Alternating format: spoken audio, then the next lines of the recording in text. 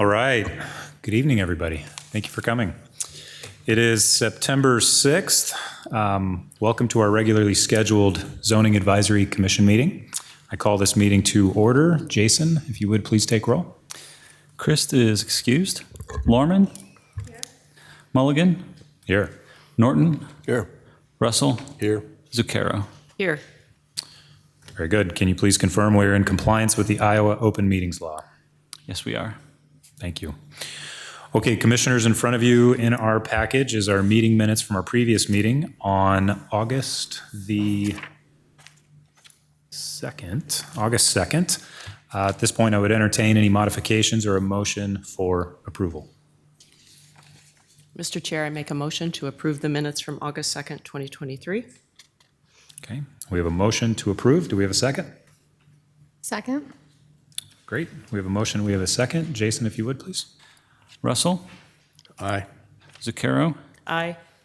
Lorman? Aye. Norton? I'm going to abstain. Mulligan? Aye. Okay, so the minutes from August 2nd are approved. We'll move on to our next item. So this evening, we've got a couple things on the agenda. So we've got 3 action items. We've got 6 public hearings.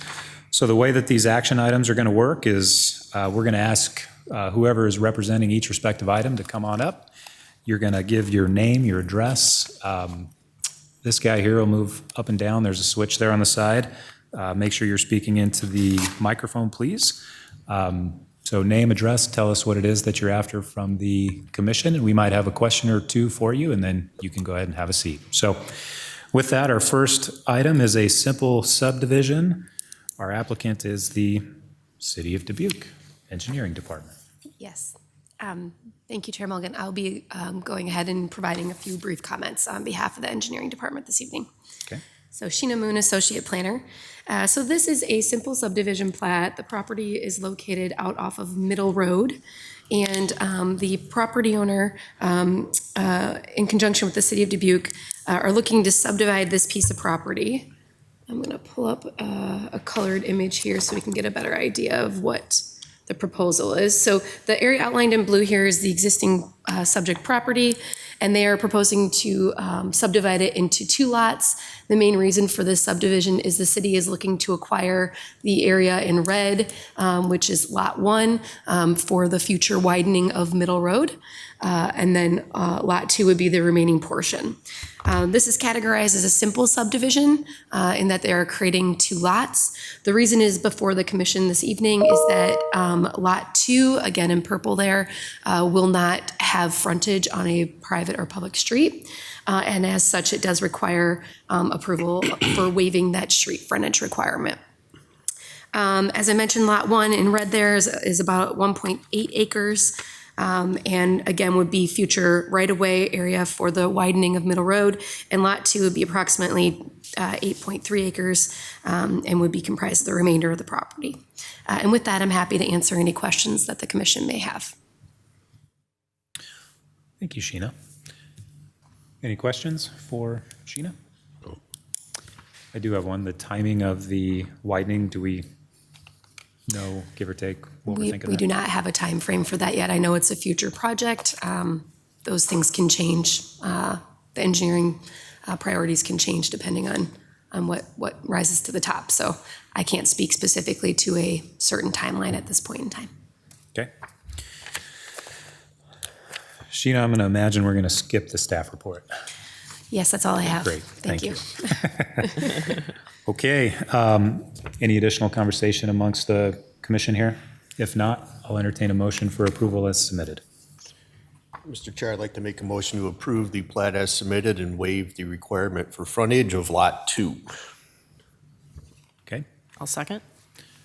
Very good. We have a motion to approve as submitted and a second. Jason? Lorman? Aye. Aye. Russell? Aye. Zucchero? Aye. Mulligan? Aye. Okay, that does pass. For everybody's information, the items that will be going before City Council, that will be on September 18th. Is that correct, Sheena? September 18th? Yes, September 18th. Thank you. Okay, we're going to move on to item number 2, a simple subdivision at Edmore Lane, plat of survey of, I'm going to butcher this, Below Place? Did I get that right? Below. Okay. Correct. Do we have our applicant here this evening? Mr. Chair, I'm recused myself from this item and the next one, Okay, as our firm is involved in both of those. very good. Thank you. Good evening. Hi, everyone. My name is Terry Kelker. I'm with Beasing and Associates here in Dubuque at 1212 Locust. We're civil engineers and land surveyors here. As you can see from the plat that should be in your packet, we've created a two-lot division. Tom and Linda Below are at a point in their life where they have some cottages on the rear property on this survey plat that are leased out on an annual basis. And they are going to sell that portion of the property off to another person that presently leases one of the cottages out there. So it's their intent then to create these two lots so that they can sell that lot 2 off as shown on the plat. We're here tonight, I guess, to show you that, as well as the fact that it does not, lot 2 does not have proper frontage off of an actual platted street. So if there's any other questions about this, you can definitely ask. Thank you. Anybody have any questions? Thank you. Thank you. All right. Sheena, is that you this evening? Jason will be taking this Jason, one. thank you. Assistant Planner Jason Duba.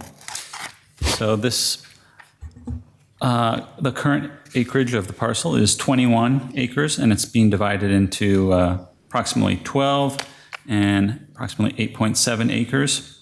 And as Mr. Kelker mentioned, Lot 2 does not have street frontage, which is what's bringing the item before you tonight. So the vote would be to waive that requirement. One thing to note is this property does reside in a larger conservation easement that's held by Iowa Natural Resource, Iowa Natural Heritage Foundation, and the Four Mounds Foundation. And this easement severely restricts the types of activities, new development, rebuilding, and other named issues. The easement is not enforceable by the city's code, but is enforced privately by the holders in the legal system. Thank you. Thank you, Jason. Any questions or comments for staff? Okay, seeing none, I'll entertain a motion.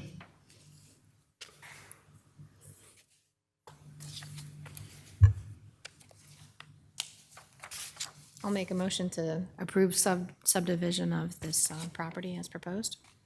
Thank you, Carrie. We have a motion to approve as is. Do we have a second? Subject to the lot frontage waiver. Subject to the lot frontage. Thank you. So did somebody second already? No. Second. Okay, we have a motion and we have a second. Jason? Russell, Aye. Zucchero, Aye. Lorman, Aye. Mulligan. Aye. Okay, that motion passes. Terry, wherever you are, thank you. Okay, we'll move on to item number 3, a site design waiver at 190 North Crescent Ridge to waive site design standards within Chapter 13 of the Unified Development Code. Is our applicant here this evening? Pat? Okay. Good evening, Patrick Norton. I'm with Beasing and Associates, 1212 Locust Street. Tonight I'm here to represent Adam Kafer and Kafer Landscaping Lawn Care. Adam is actually here tonight, so if we do have any more questions, he can definitely chime in. But anyway, as you can see from the agenda, we're requesting a variety of different variances from the design standards. It sounds like it might be a lot, but if we step back and take a look at how this parcel was actually developed over time, it may make some more sense.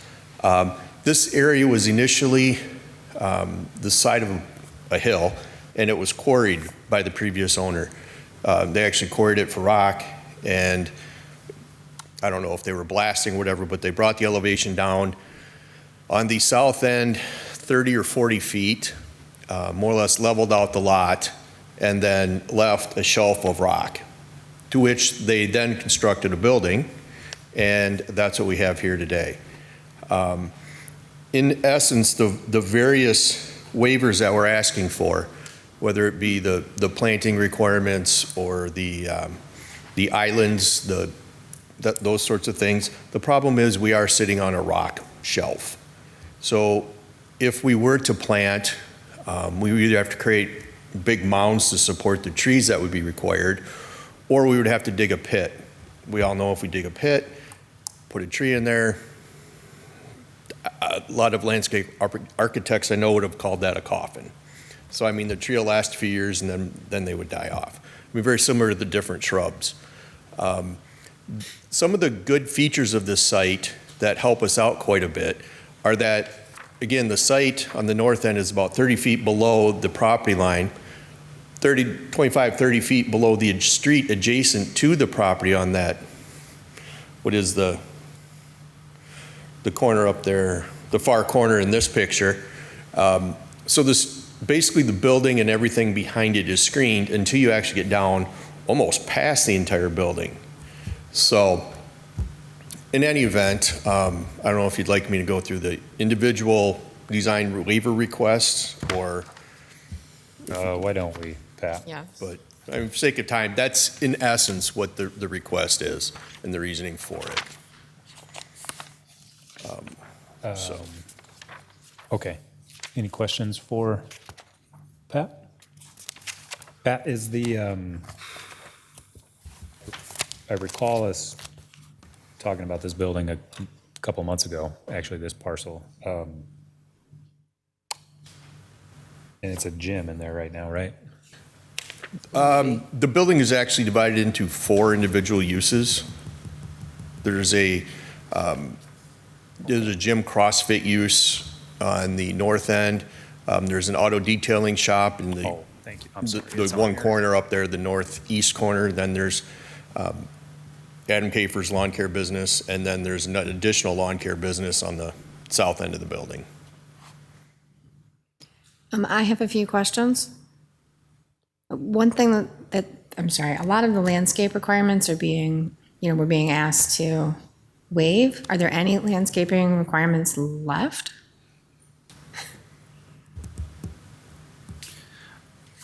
They're essentially wanting to waive anything that they could.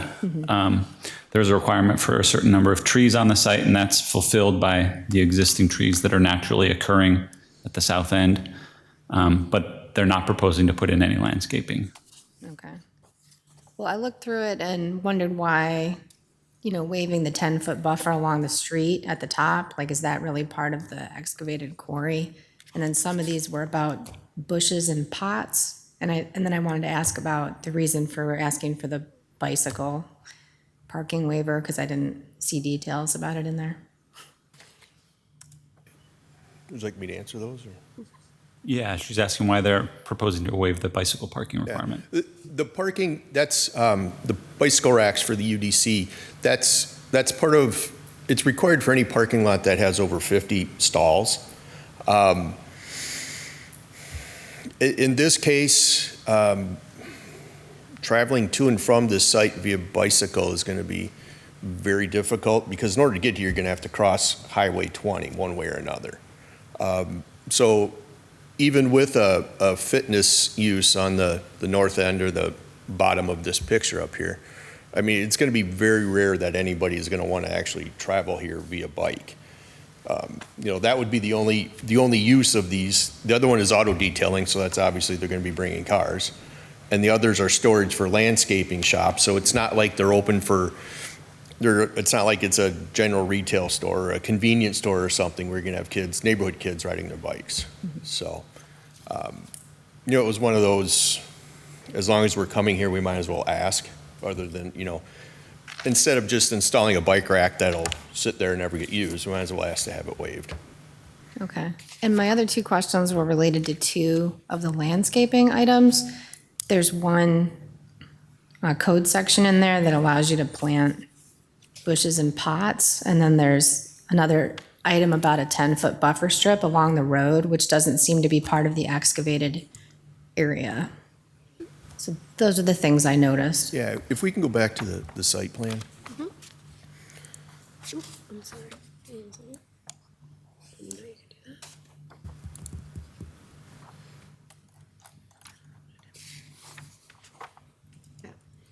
In this case, the only area that requires the 10-foot buffer, specifically the 10-foot buffer, is off the end of the parking on the north end. There's some green text up there. Nope, I'm sorry, on the street side. The other side would be a 7-foot buffer. So it would be, right there would be the 10-foot buffer, and then it's required for a 7-foot buffer along that line and then just partially down. Right. There's several reasons we're asking for that waiver. One is the tenants would like to, the owner and the tenants would like to expand their area. They're potentially, depending on how this goes and if, you know, the building works out well for them, they're hoping that this will expand their business. It will allow them to have more equipment, and they're going to need more storage. So they're hoping they will be expanding further to the east. And if they do, they're afraid they're going to have, you know, if we have landscaping in the way, we'd have to move it. It is reason for that one little small piece down there, or off the end of the drive aisle up there. But, you know, again, we're sitting on a rock bluff, so. Okay. Thank you, Pat. Carrie, you good? Any more questions? Okay. Thank you. All right. Jason? System Planner Jason Duba. Chair Mulligan, you're correct. At last month's meeting, the same property came before the commission for a rezoning request, and City Council, subsequent to that meeting, rezoned the property to C3 to allow for the CrossFit gym use. And so all the uses proposed there are now allowed by the zoning. But in order to proceed with the site plan review, the applicant is proposing the waiver of numerous landscaping requirements. Just to explain things from city's perspective, the intent of the site design standards in part is to promote quality, sustainable development and to preserve and enhance property values by ensuring yards, open spaces, parking lots, and public rights-of-way are designed and maintained with respect to plants and landscape material. The applicants have noted that the geology of the site prevents them from being able to effectively plant vegetation. The history of this site as a quarry means that the topsoil has been removed, leaving a surface of exposed rock. While planting directly into the ground here may not be feasible, it may be possible to create soil berms that will be hospitable to some plantings. We've talked about some of the requirements, but just briefly to go through them, we've got the parking lot layout that requires parking bays at the ends of stalls of 11 spaces or more. Permeable area of 20% or more. Currently, that's 18.5% based on the existing vegetated area. The site landscaping shrubs would require 18. The parking lot landscaping would require a 10-foot front buffer strip along the right-of-way and 7 feet along other sides of the parking lot. And then the parking lot landscaped islands would need trees, shrubs, flowers, landscaping of that sort. The screening, as shown here in red, is to block the storage areas from view by the right-of-way. And as Mr. Norton pointed out, this property is essentially down in a hole, so it's hard to see these until you're basically at the property. And the bicycle parking requirement is intended to foster the bike friendliness of Dubuque. And while, you know, this may not be the easiest place to get to by bike,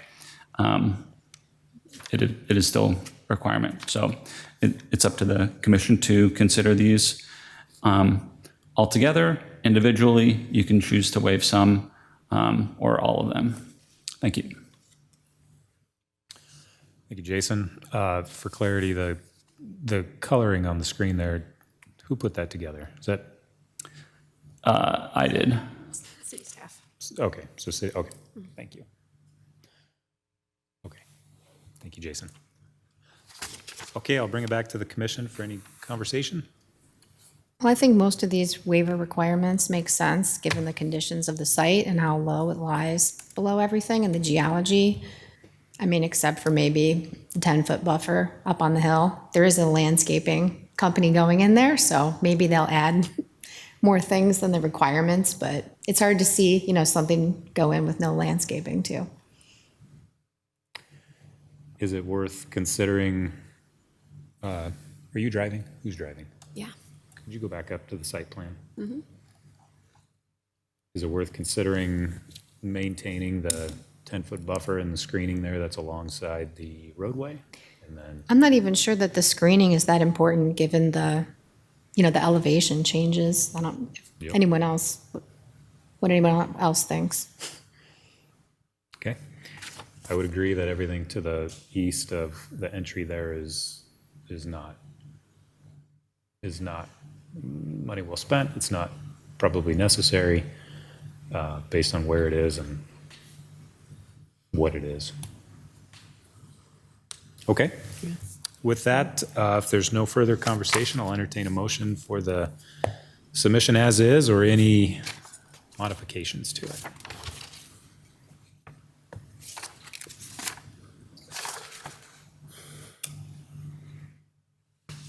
Well, I move we recommend waiving the site design standards as listed in the application. Okay. We have a motion. Do we have a second?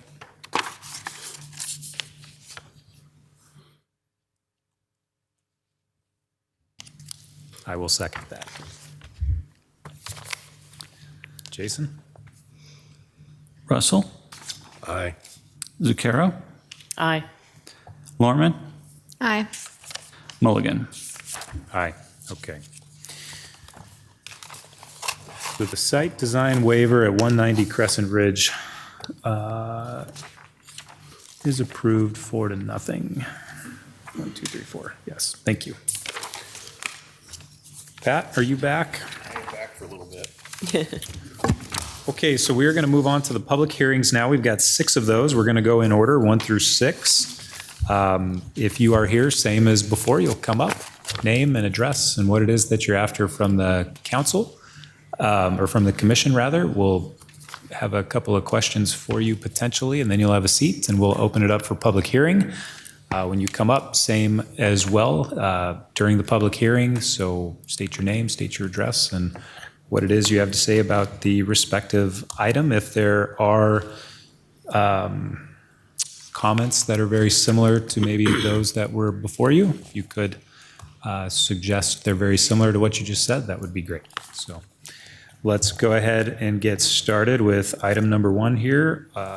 Let's see, rezoning, traditional rezoning at 1749 Churchill Drive. Is our applicant here this evening?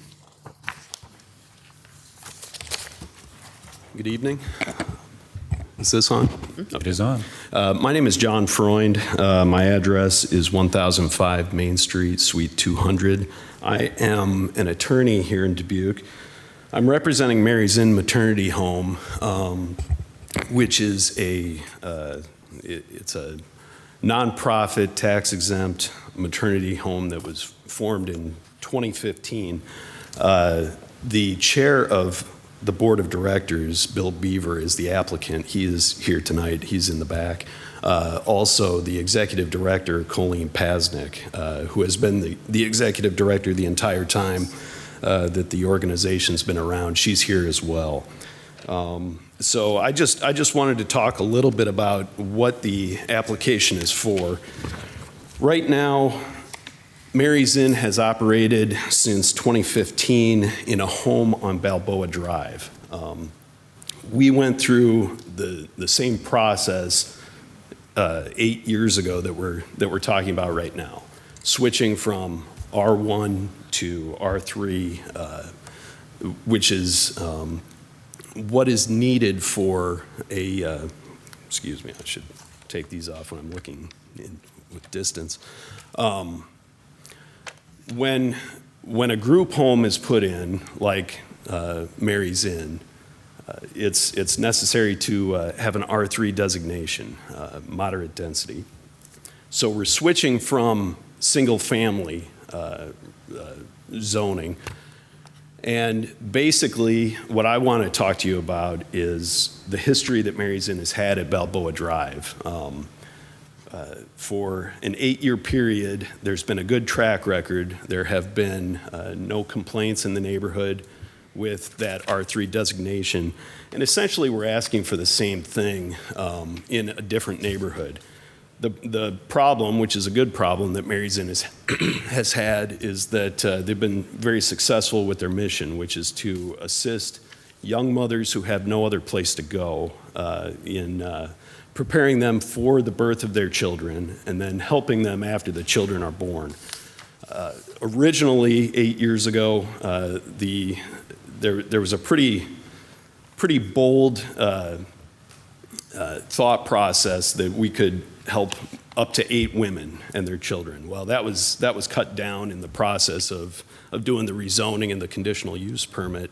So we were capped at 4, and that turned out to be a great blessing because there's no way that the organization could have taken on more than 4 at the time. So our plan is to keep it the exact same, that we would ask for no more than 4 young women and their babies be permitted to live in the same group home, and the other things that we've found in the 8 years of working is that the women are very grateful to be living in a residential community in a neighborhood setting. There are certain rules that they have to follow, so there's no threat of any loud parties or having boyfriends over or anything like that. Excuse me. And as far as items like traffic and in and out of the home, there's been very little that has an impact on the current house on Balboa Drive. Very little that's different from any other residential setting, and we anticipate that that's going to be the same. The biggest issue for us is that we have outgrown the current house, so we need a larger setting. And this property on Churchill fits the mission of Mary's Inn pretty much perfectly. The board did an exhaustive review of trying to find properties, and this one is really it's a gem to them. And we understand that there are neighbor concerns. The board of directors has met with the neighbors a couple of times. Bill Beaver, the board chair, has provided the neighbors with a letter trying to address any concerns that were raised in those meetings.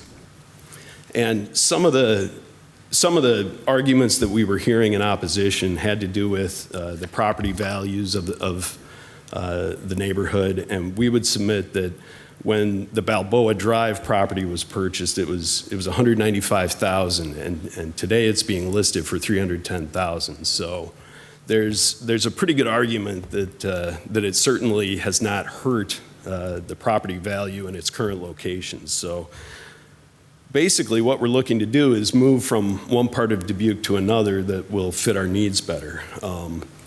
Some of the other benefits of the particular site on Churchill is that it's 2 blocks away from a bus stop, which is very important for a lot of these young women who don't have vehicles of their own. We feel that the more that we can empower them and the more that we can provide a place that's not only a sanctuary but also a place where they can feel free to come in and out as part of the community is a very important thing. Let's see what else I have in here. There's a detached carriage house on this particular site, and I don't know if we can pull that up or take a look at that. that would be used as office space for the executive director. And we think it's important to have an on-site spot for not only the daytime staff who are there with the women and their children, but also for the executive director to have good oversight and control. That way, if there would happen to be any problems, we can address it right away. And okay, I think, yeah, is that the carriage house right there? So essentially what we're looking to do is be able to house up to 4 women and their children, and we would have on-site staff. We would have on-site executive director being there. And the other thing I wanted to point out, right now, this application has to do with 2 lots. There's a southern lot which has the buildings on it, and then a northern lot which is essentially empty. I know that there were some concerns expressed about, what happens if somebody else buys this and it's R3 and they go to change the material nature of this property. The first response we have to that is, number one, we are willing to restrict this application just to the southern area. So switching the buildings to R3 is really the priority for us. If the empty lot to the north remains R1, that's not a problem for us. And the second point that we wanted to make is that if this is rezoned with conditions, we're certainly willing to say if Mary's Inn ever sells this property, it can revert back to R1. We don't have any designs on trying to sell to a developer or materially change the character of the neighborhood. In fact, what we are really looking for is a residential neighborhood, a residential setting. And we'd like to be good neighbors. I think the folks in the Balboa neighborhood would attest to that. I believe there are some here tonight who might speak to that issue as well. So in summary, and I don't want to take up too much more time, we are looking for that rezoning from R1 to R3. And if the commission wants to restrict that to the southern parcel, that's certainly fine with us, and we'd be certainly willing to entertain any other thoughts or stipulations that you would have. So at this point, I'll open it up to your questions for me. If I can't answer them, maybe I'll ask Bill or Colleen to step up and say a few words. So. Appreciate that. Any questions from the commission for John? Can you speak about anything as to what other property types and locations you were considering? I did not have eyes on, so I'll let Bill Beaver talk to that point. But basically, my understanding is it needed to be a site. Balboa started out with Colleen's office as executive director being in the house, and that proved to be a little too close and didn't work out as optimally as what the board would have preferred. So she did move her office downtown, and now that's too far away. This particular site is almost perfect because it's an on-site office for her while not being right in the living space. So the carriage house appears to be one of the desirable factors. That's correct, yes. John, can you educate us on how long somebody stays, once they come to the home, how long are they at the home traditionally? That's a perfect question for Colleen. I don't have that information off the top of my head, but Okay, fair enough. I'm sure she'd be able to answer that. Okay. Any additional questions for John? Well, I'd love to hear the answer from Colleen. All right. Colleen Pasnick, 1535 Alta Vista Street. I'm the director of Mary's Inn Maternity Home, and the question was, how long do the residents stay? Yeah. So everything that we do is individualized toward the moms and what they need. So some moms only need maybe a month, a couple weeks, a month until they find another place to go. But we have had one that was there for 18 months. So it's hard to say exactly, but I would say the average length of stay is 3 to 4 months. Okay, thank you. Any other questions for Colleen? Thank you. Thank you. All right. Okay, so we're going to open it up for public input at this point. So again, you'll come up, state your name, state your address, and the comments that you have in favor of or opposed to. So at that point, I'll open it up. Come on up.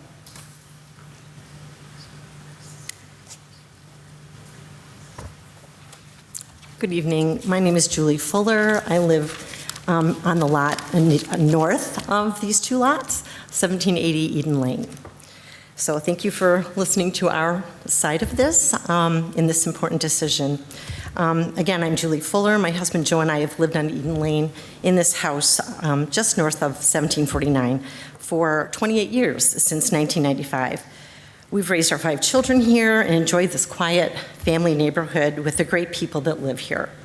Our home was built around 1960. It's nearly 63 years old. It's been a great house and a neighborhood to raise our family. The home in question is over, I think, 1840? It's an old home. So there's some established character in our whole neighborhood because of this beautiful house that's there.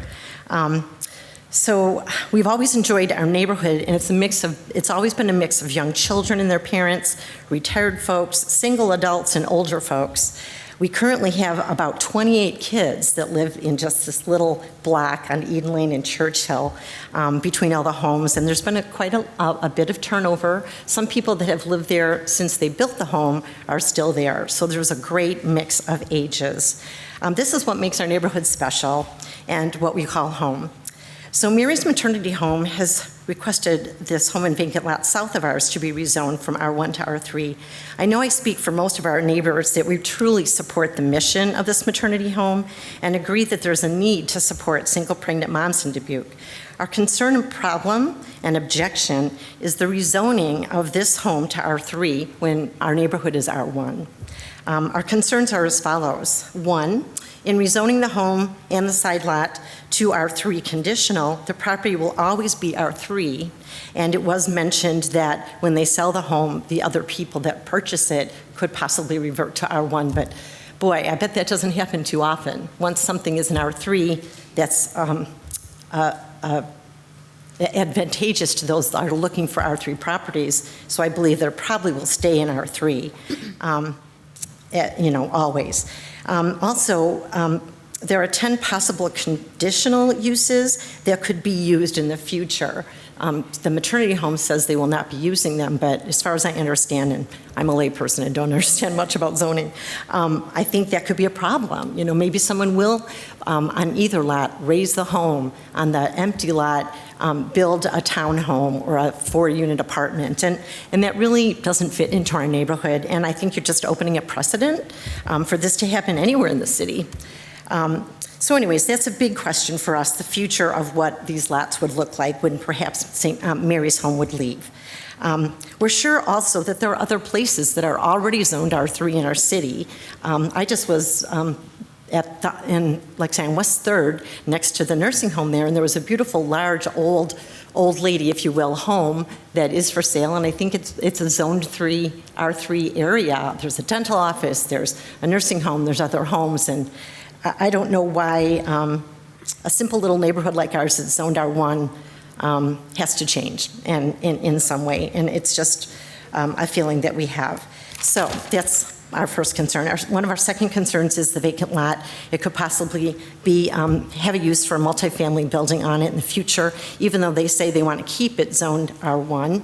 If the people buy the R3 lot, why wouldn't they appeal to you again for R3 for that lot? And then that could possibly develop into a little apartment or townhome situation. Anyways, so we can't predict what those lots will become and who will be sitting here deciding these things. Anyways, and also I was just wanted to bring up, I think there's a difference between a group home and a maternity home. Group homes typically have residents that stay for a very long time, years and years, until the medical issues might force them to move to assisted living and nursing facilities. So Mary's Inn has, a constant change of occupants based on what they're doing. They're helping young moms that are in a dire situation to get on their feet, and they're striving for that, moving out and moving on.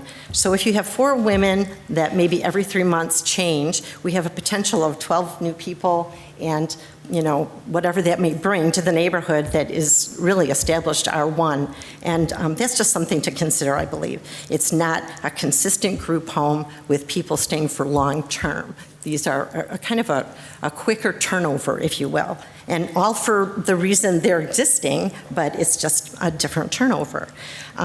All right, and our neighbor, Steve Jurgens, I think he wrote a letter to you. I'm not sure if you've read it, but I just want to quote a few things that I agree with, and I think our neighbors do as well. Conditional use permits should be used rarely because they're permits for use inconsistent with the uses automatically permitted as a matter of right or favored in a given zoning district. So the issuance of such permits by the commission should be the exception rather than the rule. Because conditional uses are inconsistent with the permitted uses in the district, they're strictly defined and limited by the code. And also, he states that with this limited development code, unified development code, it provides that conditional uses, quote, may be permitted, unquote. They are not mandatory. So the permitting decision is within the sound discretion of the commission, but a conditional use permit is not granted as a matter of right. And I think maybe that's what we're talking about here. In conclusion, I want to say that our neighborhood has been through this rezoning in the past. On March 25th, 2010, I was in this room with many of my neighbors, objecting to our neighbors that owned that home at the time, trying to get an R3 designation. They wanted to convert that same carriage home into a property with as an accessory dwelling unit for rental. And this commission voted 3-0 to not allow that to happen. So that was unanimously denied about 13 years ago. So with the aforementioned reasons and the conflicts cited for our neighborhood, I'm opposed to the rezoning of this property, and I respectfully request the commission to deny this application. Thank you. Thank you, Julie. Oh, any questions for me? No. Nope, you're good. Thank you. Hi, my name is Marlene Hobble, and I live on Cortez Street, and our backyards connect with Mary's Inn, almost connect. I'm 75 yards away from Mary's Inn, and I volunteer up there, and I find it very extremely run very well, very disciplined. We've never had a problem at all in our neighborhood ever. And I think it's a great organization. Do you have any questions for me? No? No. Excuse me, Mr. Chair, could we please hear the address of the speaker, please? Yep. She did. Apologies, Marlene, your address? My address? Yeah. 1285 Cortez. Thank you. We're just I have a question about the existing home and property that I could have maybe asked the first presenter, but is that property located, on a residential street, kind of I looked it up, on a curve where it just kind of sits next to, other homes, and it isn't like this kind of central feature property that we're looking at here?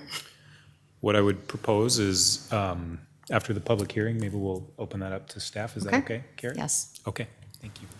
So, Marlene, thank you. thank you. Anybody else this evening for the public hearing?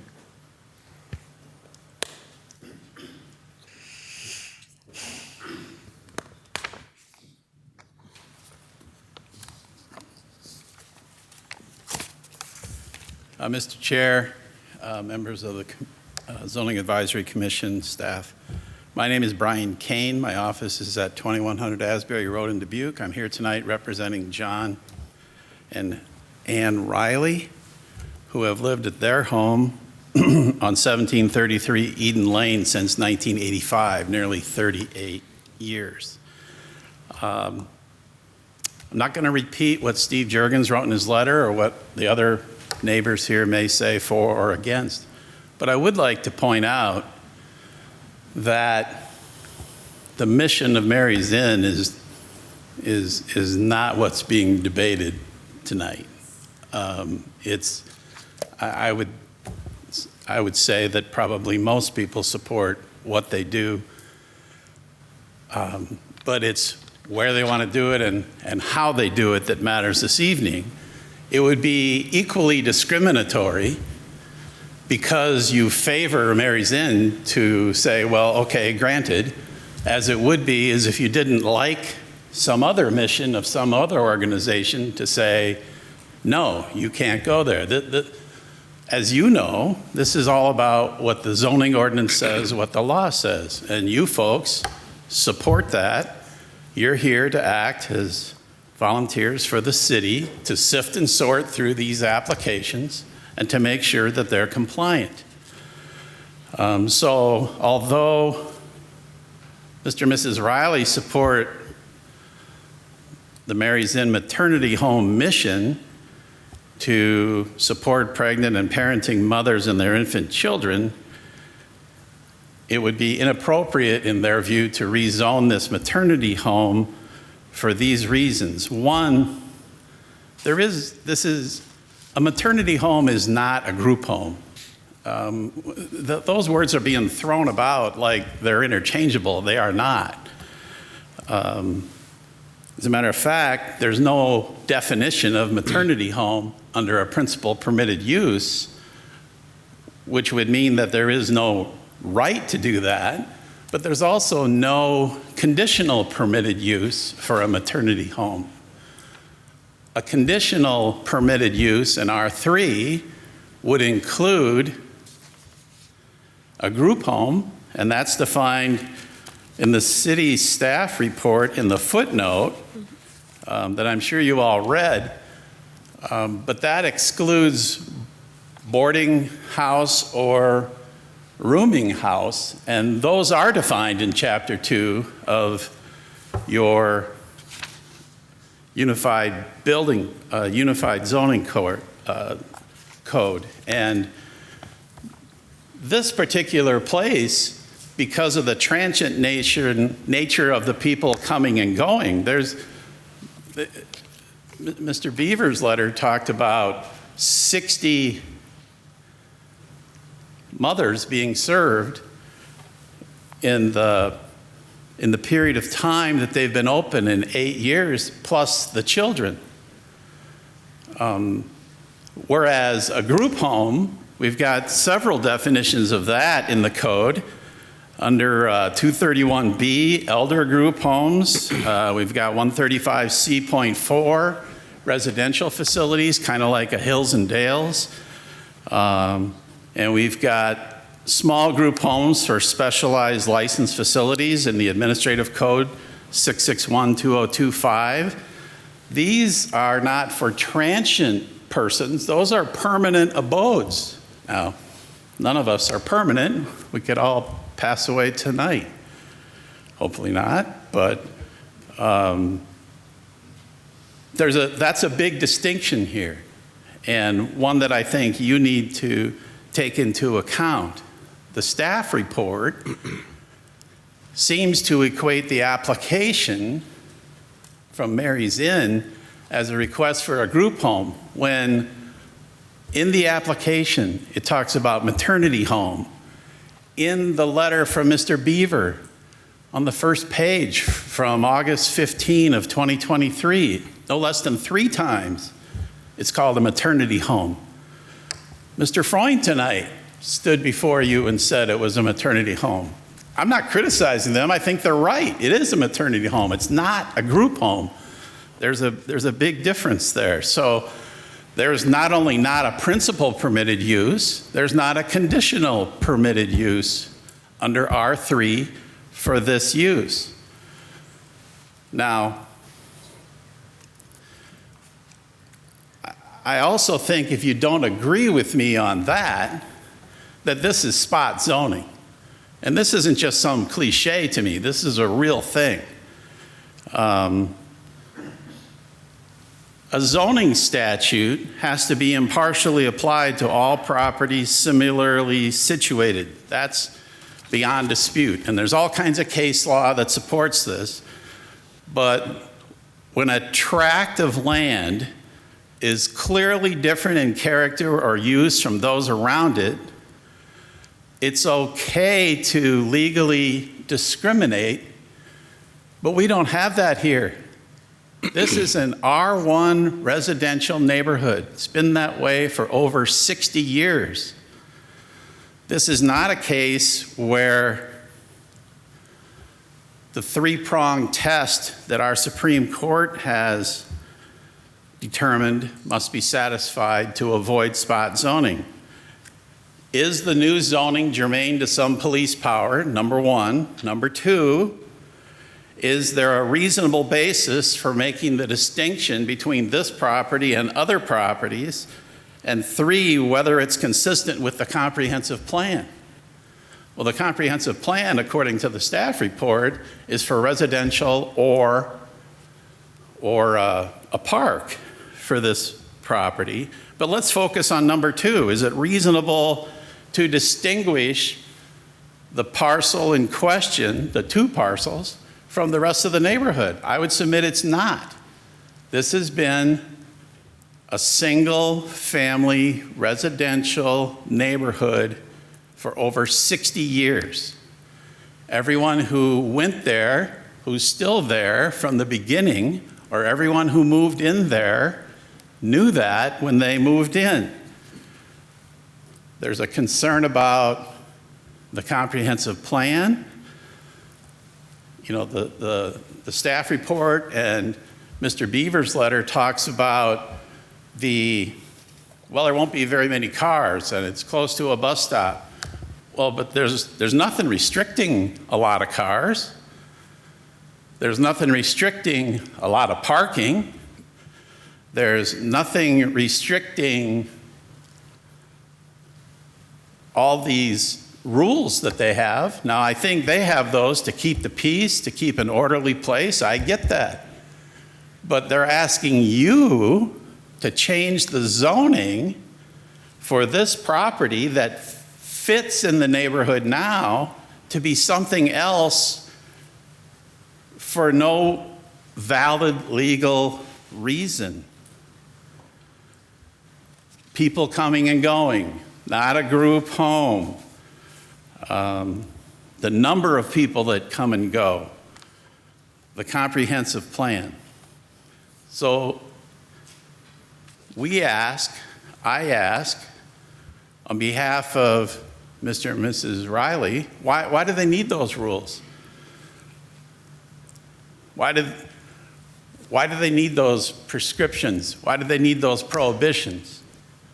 They need those because it's different use. It's not like a single family home. So we would submit to you that this is either not a group home, not a conditional permitted use, or that it's spot zoning, or that it doesn't fit within the comprehensive plan. Thank you. Thank you, Mr. Kane. Appreciate that. Anybody else this evening for the public hearing?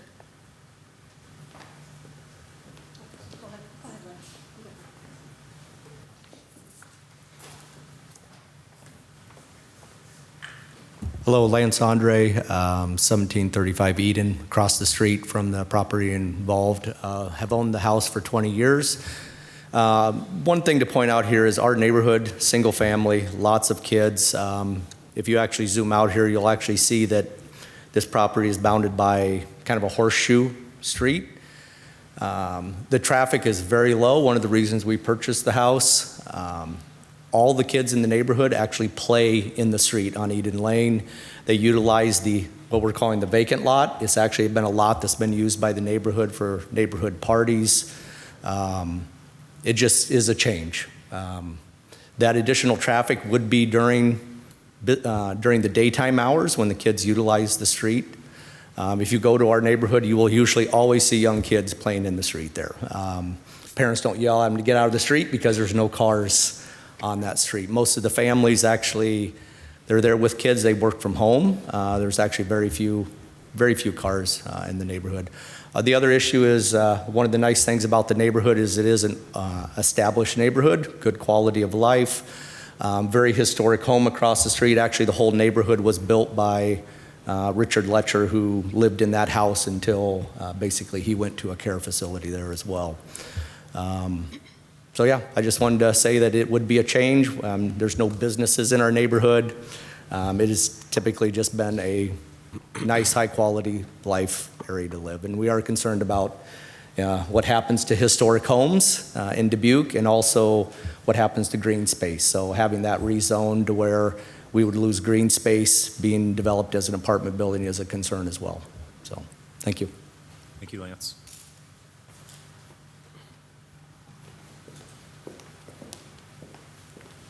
Hi, Dr. Melissa Clausen. I live on 2979 Pennsylvania Avenue. And I grew up in that house there. I moved away to California, and now I'm back taking care of my mother who has dementia. I just want to say I'm here representing my parents. They were here in 2010 at this very place where they were trying to rezone the carriage house. At that point, Ms. Fuller said that we did have that denied unanimously. I just want to make one point before I forget, the bus stop. I did go measure from the current home they're in on Balboa to the bus stop on Kane, and the current home the home they want to purchase to the bus stop on Pennsylvania. It's about 0.01 difference. And I do want to note that crossing Kane to get to the other side of the bus stop is a lot less busy than trying to cross Pennsylvania. I have a hard time getting out left on Pennsylvania, let alone right. So this is a aerial view with a drone of the property. I don't know if you can see it, but here's the property of the Letcher house. There's my house. This is what used to be Walsh's old house. Now I believe it's Barnes. These are the Applewood apartments. So this neighborhood is special. You can see that they're on an island right here. It is a circular area, kind of like you described, the center point of the neighborhood. But this area, this isn't the first time any of us have been here. 2010, my parents were here. This area is under stress to be rezoned. They tried to rezone the very carriage house, which is what they're trying to rezone now. They just tried to rezone when Walsh's sold their house. They tried to rezone. Unfortunately, we stopped because they wanted to put a curb cut into our private lane to do it. So this area is in constant stress to rezone. The concern is not with Mary's Home. We all think Mary Homes is a noble organization. We have no problem with what they're doing. We believe it's needed in Dubuque. In 2015, when they were here, I read the minutes. People thought that it's a needed that's something needed for our community, which we agree. At that point, they didn't have a home, so they voted to give them home. They have a home now, and they have a home on Balboa. They've been there for 8 years, so they obviously have a history that we don't know in 8 years are they going to move from the current home. And at that time, it's an R3, and conditional, like I think it's been said by the lawyers, is basically at the discretion of the city council. So who's to say it won't stay in R3, especially with all the stress that's under this neighborhood to be rezoned to an R3. So that's my one concern, is that this is a special neighborhood that has a lot of stress to rezone to an R3, and the way that this is situated, it's kind of an area where you could put in a nice little apartment or whatever you wanted to put in there. The other argument is, it seems like their main goal here is to obtain the carriage house to have an office. So the office, they already say they want to house two people in there and shell out other offices, so they haven't really said how many offices they want to have or how many more people they want to house in that area. So that's actually changing it to a business. That's not for the girls. They say they want to stay to 4 girls. So my other concern with that is they're trying to build into a house that was built in 1874. I have letters from pediatricians and from obstetricians that will say that lead is a very serious concern for mothers and babies, and they're probably the most at-risk population with lead. When a house is over 1940, 9 out of 10 homes have lead.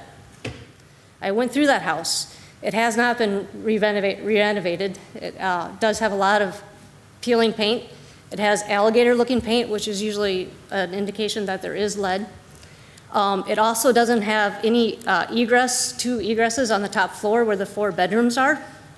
There's a stairway, but there's windows, so they would have to jump out a second floor to get out of there in case of a fire. The current house on Balboa, I have the Zillow, thank God for Zillow. Their specs, it's a 4-bedroom, 3-bedroom, so is Letcher's house. The Letcher's house is 4-bedroom, 3-bedroom. There's a nice video. I have not been through the house on Balboa, but there's a nice video on their Facebook site that has a YouTube that gives a really good, that goes through and gives a preview of the house, someone showing someone what's there. And I have been through the Letcher house just recently when they had an open house. The bedrooms, it's an old home. They're very small. The bathrooms are very small. There's not really any closets. That's how houses were built then. The current bathrooms that they have, they're nice size. They have a place for changing for the babies. I don't know where they would fit that in the bathrooms that they're trying to move to. A lot of that house isn't air conditioned. Portions of it aren't air conditioned. The current house they're in actually has 2 egresses for fire because it's a split level, but you come in on one level and you go down on the bottom so you can get out the bottom. It opens into their backyard. They do have a nice green space backyard, but the difference is that doesn't open to a street, so you couldn't develop on it like the nice green space they have in this area opens to a street. So I guess my concerns are, I don't think that a house that's built in 1874, and I can give you a letter from the OBGYNs and the pediatricians, is an ideal location for mothers and babies, just because of the risk that could be inherent into an old home. And also the constant stress for the R3 in this neighborhood, that once you rezone, it's going to stay rezoned. Also, because they are nonprofit, they don't get any state money or funding, so they don't have any oversight like the state homes would. For instance, right here on this corner, this house right here is an ARC. We already have a group home in our neighborhood, but it's R1. We don't have any problems with that one. But they're oversought by the state. They have to have fire egress. I have all the codes that they need to have. Because they're nonprofit, they don't have anyone that's making sure that this is safe, that there is no lead. Think to Flint, Michigan, lead pipes. Anyway, anyone have any questions? We don't. If you wanted to submit those letters, you could give them to one of the staff members. Yep. Thank you, Dr. Clausen. Anybody else this evening? Okay, very good. I will close Someone's coming up. Oh, I'm sorry. Sharon Young, 1745 Eden Lane. I'm having my zoning changed, and I also have 36 signatures of the surrounding neighbors that oppose to this. And it just, the maternity, I'm totally in favor of it. It's a wonderful organization. It just doesn't belong in a residential neighborhood. At our expense, we're changing our residential homes that we've had for how many years? Thank you. Thank you. Chair Mulligan, would it be possible to request of the speaker to submit that into the record? I'm petition? sorry. Could you come back up? State your name and your address again. Or one more. and I'm sorry, I'm specifically speaking to the petition. There was a signed petition. I'm sorry, did you say you had a signed petition? I'm sorry, Sheena. We'd like to, no, you're fine. Thank you, Chair Mulligan. We just want to make sure that if you're comfortable with providing that to us, we want to make sure that becomes part of the record and gets submitted into the, we can get you, would that be okay? I can't make a copy for you right now, but I can get it back to you. Yes. Yes, thank you so much. Thank you, Chair Mulligan. All righty. Okay, so I'm going to close the public hearing, Oh, there's another person. and I will allow you to, Can I speak? Sorry. I'm sorry, go ahead. Yep. Matt Selby, 1851 Eden Lane. I live there with my wife and 5 young children. As has been said, we support the mission of Mary's Inn. I don't have any formal relationship with Mary's Inn, but I do know leadership involved, especially Bill Beaver, who I've worked with on occasion. So kind of had some familiarity with the organization before this came about, and know and trust the leadership. After our neighborhood meetings, a lot of the concerns that have been expressed were brought forward, and as I've my family and I have wrestled with them. One of the steps that we took was with some other neighbors, John and Sadie Robbins, who live at 1741 Eden Lane. We did a tour of the current home last Friday to kind of get a sense of what is their operation like in their current location on Balboa Drive. And found it to be, number one, from outside and inside, looks like a typical residential home. I found it to be well kept up inside and outside. Found it to be very quiet and kind of as was described to us in the meetings and the letters, found it to be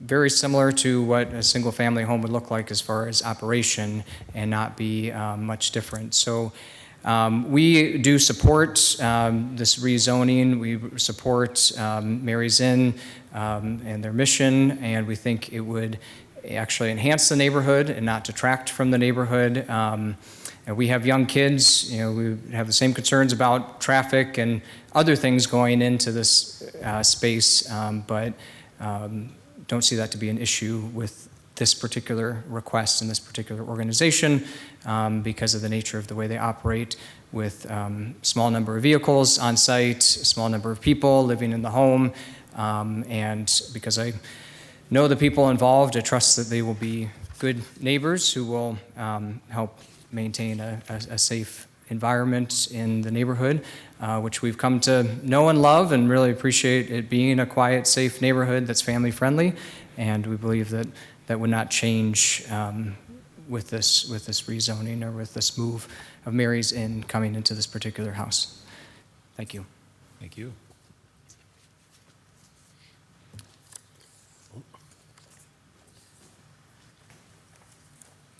Hi, my name is Jennifer Lucine, and I live at 1736 Churchill Drive. I have 4 kiddos, and we homeschool, and we're home all day, and we're outside during the day playing. I have just one concern regarding the zoning. The lawyer spoke and said that Mary's Inn has outgrown the current house that they're in on Balboa. They were, in 2015, denied the opportunity to have up to 8 women, and they were capped at 4. So my concern is, moving forward, and nobody knows a man's heart, so what is to prevent them from trying to add to the current patient population of 4 women with their children by rezoning and adding on to the current property so that they can accommodate more women in the future? And I think that that's what our concern is. Thank you. Thank you, Jennifer.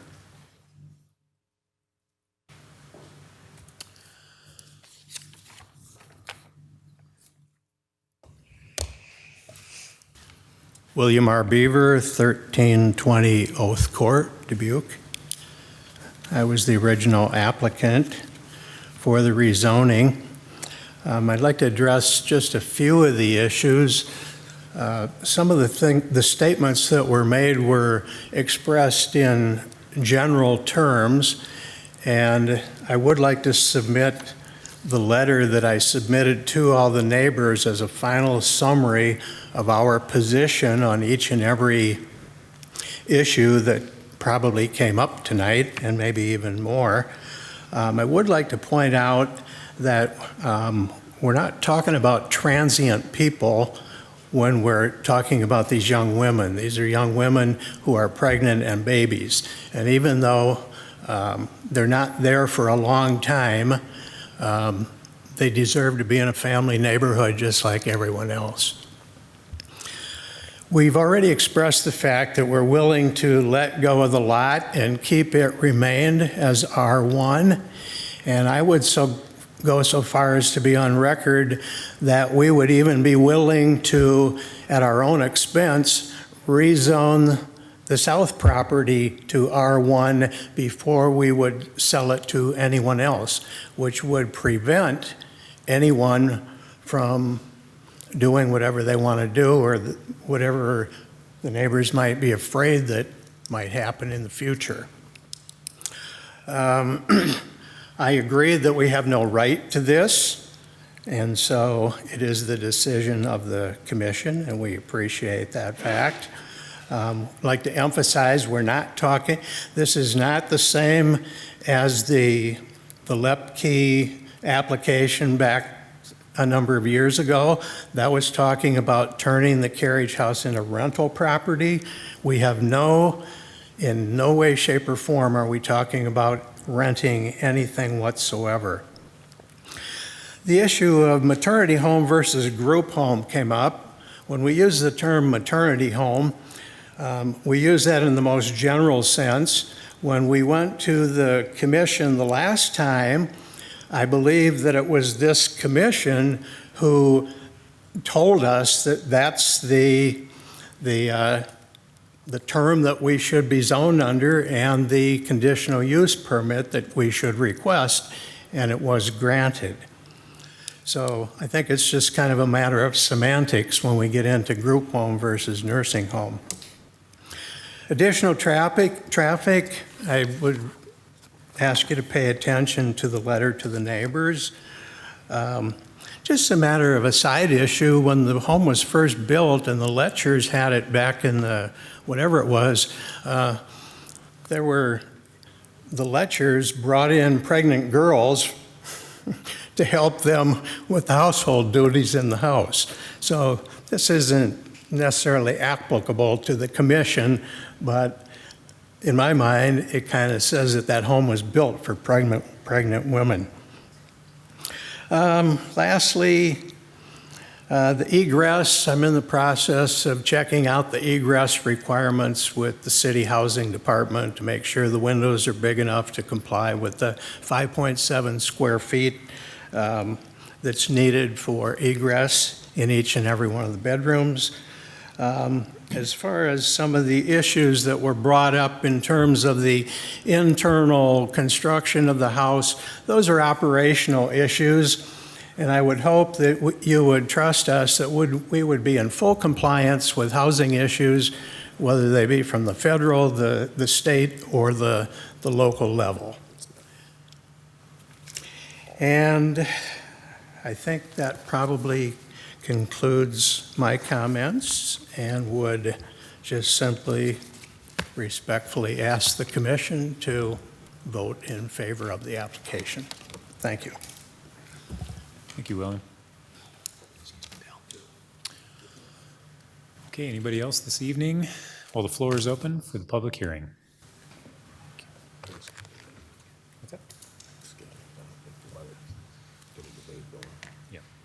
Okay, we'll go ahead and close for the public hearing.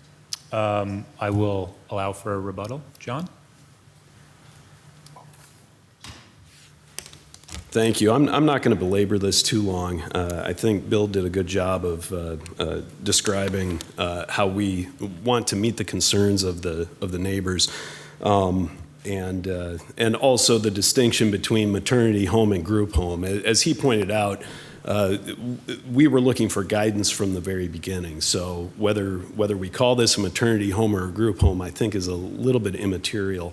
The other thing is, I hesitate to go too far down this path, but it sounds a little bit like if there's no place for a maternity home in Dubuque, the question then is, where do we go?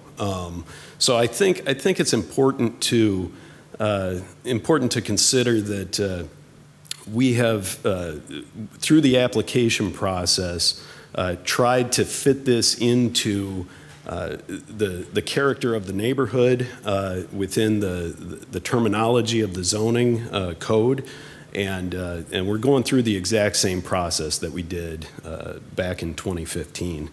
And then the only other things that I wanted to point out, for a couple of years ago, I was either blessed or cursed to have 5 teenagers at one time. And my house is zoned R1. Those teenagers were in and out all the time, and the amount of traffic that we generated at our R1 family residence was far greater than what Mary's Inn has experienced at Balboa Drive. So I don't think that it's necessarily fair to say just because an R3 zoning might occur that there will be a lot more traffic in and out. This is really a home that's designed to be a sanctuary for these women. It is not, and operationally, we don't want it to be a high traffic area. So like Bill said, there's going to be a real commitment to making this a gem of the neighborhood and trying to be basically, even though it won't technically be a single-family residence, that's the feel that we are going for, is to keep the character of that residential neighborhood. And it sounds like a very ideal place to raise a family. So I will close with that, and if you have any questions for me, I'll be happy to answer. Thank you, John. I guess I have one. I'm not sure if this was for staff or it would be you as their attorney, but how would a mechanism be put into place to actually require the request for rezoning if this property is ever sold? Is that something you could do with a deed restriction, or I don't know what? I have no idea how that could be done.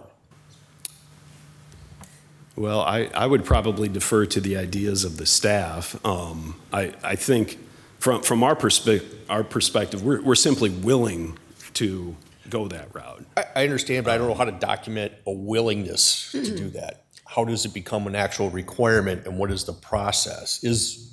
That's the only reason I'm asking now as well. You're up here as well. Commissioner Orton, to your point, it would be extremely difficult. We do not tie our rezonings to property sales. We have no way of really monitoring that. There could be potentially, and I will get into this a little bit in my staff report, potentially as part of maybe the conditional use review, if this were to be approved and the rezoning were to move forward, there would be a next step to this process for the applicant. There could be maybe some discussion at that level, but even that would be extremely hard for staff to enforce. It may be better handled through some alternative agreement or private agreement to rezone. I'm not sure what that mechanism would be. I want to be clear too that, and I hear Wally on the phone, but Wally, I have one more thing to say quick. And now I've lost my train of thought. Dang it. Wally, go ahead. Sure. Chairperson Mulligan, Planning Services, Wally Wermont. I think Sheena will get to that when she's reviewing her staff report. The previous request, when they were located on Balboa, it was a conditional rezoning, and conditions were put in place that limited the property to single-family residential in the future. That would be the case if they were to be approved and relocate out of the Balboa. Whoever goes into that location out of Balboa will just be single-family residents.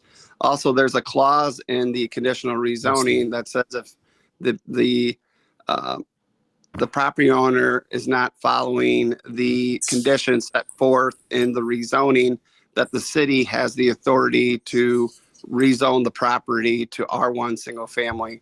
And that's stated in that conditional rezoning document. So she will probably go over that when she goes through her staff report. So thank you, Wally.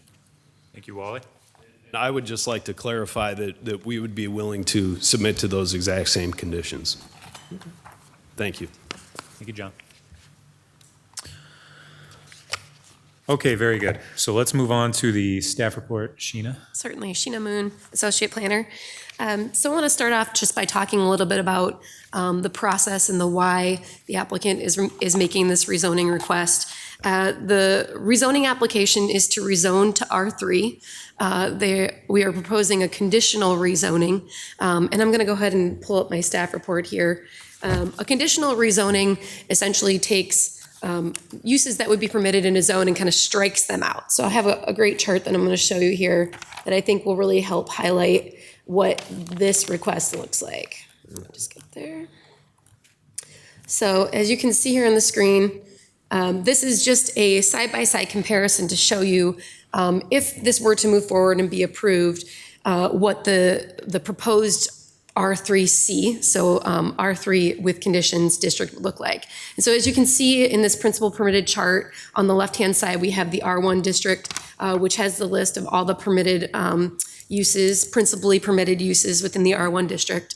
In the middle here, we have the R3 district, and in the red here, I've highlighted, I know there were a number of speakers this evening that spoke to the multifamily concern and being able to increase the density or build a townhome on the property. What this rezoning would do is it would actually not permit these items in red, which includes the multifamily dwelling, the townhome, and the two-family dwelling. Rather, it would just include these listed in green. And as you can see here, there's consistency across all three here. So the R1 to the R3 would as conditioned, would allow for the exact same uses, the single-family residence being the primary residential use, if approved. I want to run through that same chart for the conditional uses. As it's very similar here, you will see on the left in the R1 zone, the list of permitted uses. Again, the ones in green are the ones that are consistent throughout the R3 traditional zoning in the middle, and then the proposed R3. And as you can see here, there are a number of conditional uses that would be listed in the R3 zone that the ordinance proposes not to permit in the proposed R3C zone. The group home highlighted here in yellow really highlights what is changing. So the group home would be the one that we would pull over from the R3 into the R3C. And so the main reason for this request is that, as the applicant mentioned, per the Unified Development Code, a maternity home is categorized as a group home.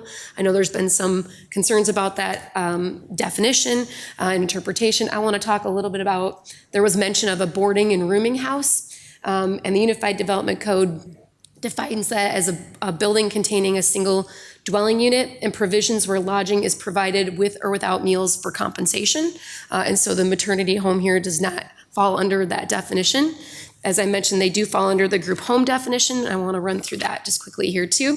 So a group home is defined by the Unified Development Code as any group of persons not meeting the definition of family and occupying a single dwelling unit living together as a single housekeeping unit, but not including a boarding or rooming home. I want to point out that the definition, that we are preempted by state law for defining what family is. And so because of that, it really does fall under this definition as a group home. And so that is the reason, the main reason for the request.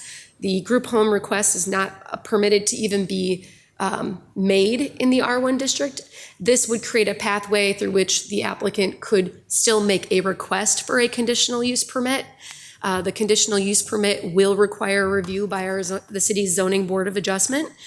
So if the rezoning were approved, it wouldn't automatically allow them to begin operations. That conditional use permit review would allow for the zoning board of adjustment to put any conditions they would like to put on to the conditional use request. So that is in fact, I believe, where the limit to 4 occupants versus 8 came in the past. It was addressed through the conditional use permit request. So with that, I want to talk just a little bit about some of the other things mentioned here. So as we talked about the rezoning back to R1, traditionally that would require an applicant to come in and rezone the property back to an R1. As Wally mentioned, there is in the both the ordinance, but actually specifically in what we call a memorandum of agreement that the property owner and applicant would be required to sign that states reclassification of the subject property. And this item says the city of Dubuque, Iowa may initiate rezoning classification proceedings to the R1 single family residential district if the property owner fails to complete any of the conditions or the provisions of this agreement. And so those conditions and provisions would be specifically limiting the conditional uses and the principally permitted uses as I outlined just before. And so I want to just make that clear. So I know this has already been addressed, but there was mention of review in 2010 that was for an accessory dwelling unit. That was a conditional use permit request. The accessory dwelling units have a very specific set of standards and criteria that they have to meet, including at least one, the home or the accessory dwelling unit being owner occupied. And that review also went through the Zoning Board of Adjustment. So not this commission here, but the Zoning Board of Adjustment. And as noted, it was not approved at that time. I want to talk about the comprehensive plan. So the future land use, the comprehensive plan encourages mixed development to create diverse and self-sufficient neighborhoods. It also takes into consideration that incompatible uses should be protected and buffered from each other. The future land use map for these properties does list the property at 1749 with the primary residence on it as residential. And it does list the northern property or parcel as a park and open space. This was generally a standard designation for properties that were not developed. So it would not be uncommon for a parks and open space in a residential neighborhood to be developed with a single family residence. So that is the case with this property. If that lot were sold separately and someone wanted to develop a single family home on that property, they could do so. So I want to speak a little bit about traffic counts.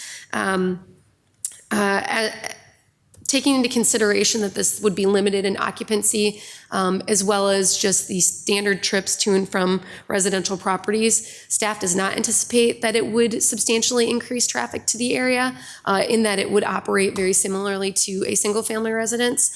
I want to note again that this is not, they would not be allowed to convert this to a multifamily apartment building or a townhome based on the proposed conditional rezoning.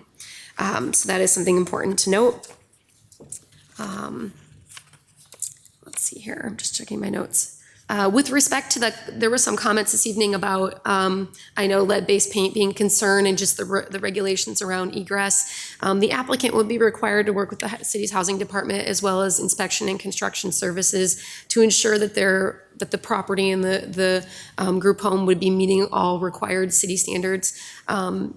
So that would be part of their process. That would be reviewed through that department. Let's see here.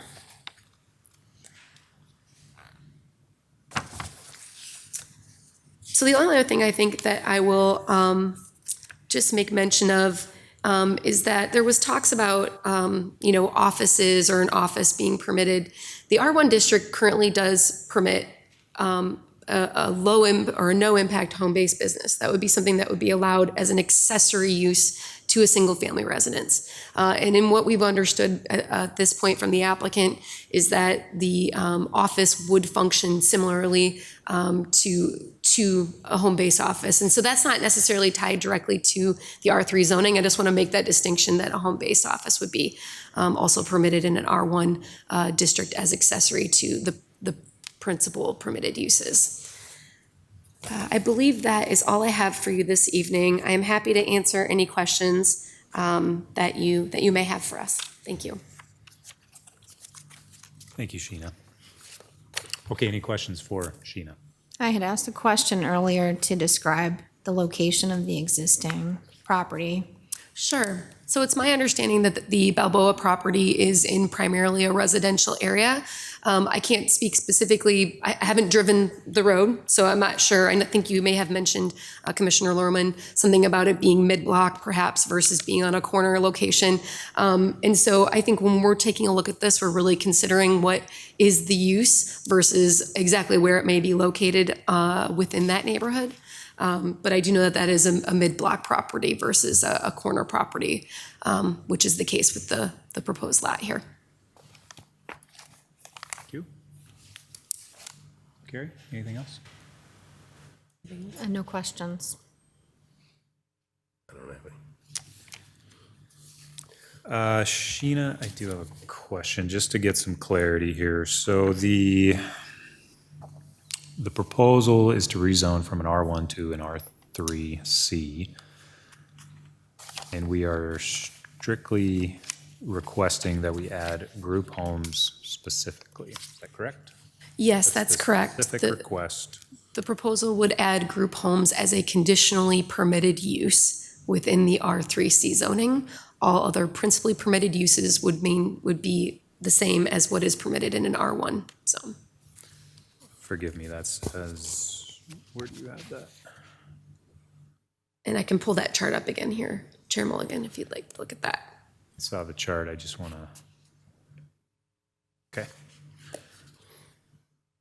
Okay, I'll open it up to conversation amongst the commission. Excuse me, I have a quick question here, probably for staff more than anything else. Which parcel number is associated with the lot with the houses and which is associated with the vacant lot? Because I'm almost feeling like we should break these into two motions and treat them separately. So we haven't agendized them as separate items, so we wouldn't be able to take separate motions, would we be, you're saying? You could just motion to have the Yeah. lot rezoned. Right, so you could, so what I'm, That's what I'm getting at. yes, so if you, yes, exactly, thank you, Travis. So yeah, you could just be specific to the 1749 Churchill property, which would be the corner lot with the existing single-family residence development on it. So you could refer to it as the address. Just the south lot, the south Correct. portion of that lot, because There are two. is there a separate address for that piece? So the vacant lot does not have an address assigned, Okay. but the property with the residence does have an address assigned, which is 1749 Churchill Drive. Whether we do or not, I don't know. I'm just bringing that up. Okay. What other comments do we have? Though I have a lot of empathy for how difficult it can be to, locate one of these places that, people need to be at. I myself live on a main street and I love living in a mixed neighborhood with a lot of different things around me, like bars and churches, but I also, understand what these little cove neighborhoods are like. And I've been to the street in question. And what popped out at me really is how there are about 12 or 15 house fronts directly facing this lot. And even though I like to, diversify neighborhoods and I realize it's difficult to locate these, I understand why there's maybe more opposition even than usual for that reason. And it is a concern for me and what gives me pause on approving this for sure. It's not just, located around a corner on a normal street. It's like a central point in this little neighborhood. And that is how I feel about it and my concerns with rezoning, really. Thank you, Carrie. Any other thoughts to share? I agree with Carrie, too. I think it would disturb the integrity of the current neighborhood. Okay. I read the comprehensive plan encourages mixed-use development to create diverse and self-sufficient neighborhoods. And I think the addition of this use to the community certainly accomplishes that. I think the use, when you take into account the quantity of individuals in the home, I think is many of the folks that came up and spoke this evening, they have 5 kids in the house. I have 4 kids in my house. And so there is a lot of, traffic in and out of the house just by design. And so I don't have pause in that regard. I do think the concern, I wrote down some of the concerns that were discussed, but things such as townhomes, multifamily, et cetera, and that has and would be accomplished via the addition of strictly the group home. I did read through the letters in which the defining thereof of what a group home is and is not, I think was very succinctly discussed by Sheena and what this is. This is a group home. It has been discussed as a group home in previous rezonings as well. So we do have precedent there to lean upon. I do appreciate the comments about the condition of the home in terms of, paint and no air conditioning and things of that nature. And as that was discussed by William, how, that is their business to take care of and make sure that they do meet the needs both of those that would be living in it, but also the requirements set forth by the city. So I think that's pretty clearly defined and those guide rails are there. So having said that, as I come back to the statement of the encouragement of a mixed-use development within our communities is important to me. And so I will be in support of this. Any other comments? Nope. Ready for a motion? I will entertain a motion.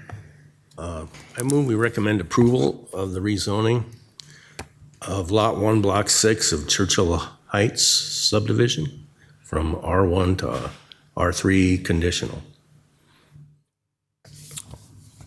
I have one question on the motion, just for clarity. Lot 1, Block 6 is specifically 1749 Churchill Drive, the only addressed parcel.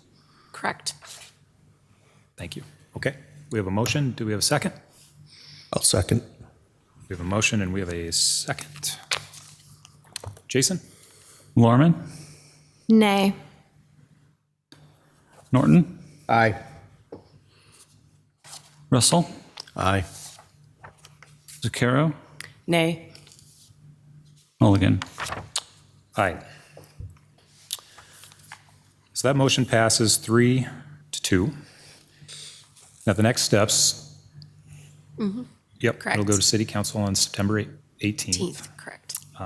There's obviously an additional step with the Zoning Board of Adjustments, correct? Correct, Chair Mulligan. And if I could, I just want to make it clear that that is a public hearing as well, so there is opportunity for public input. The City Council will be the final decision-making body on this request. Okay. Thank you. Thank you, everybody, for coming this evening.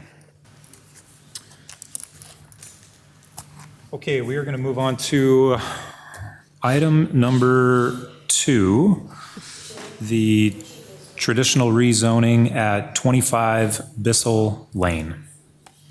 Is our applicant here this evening?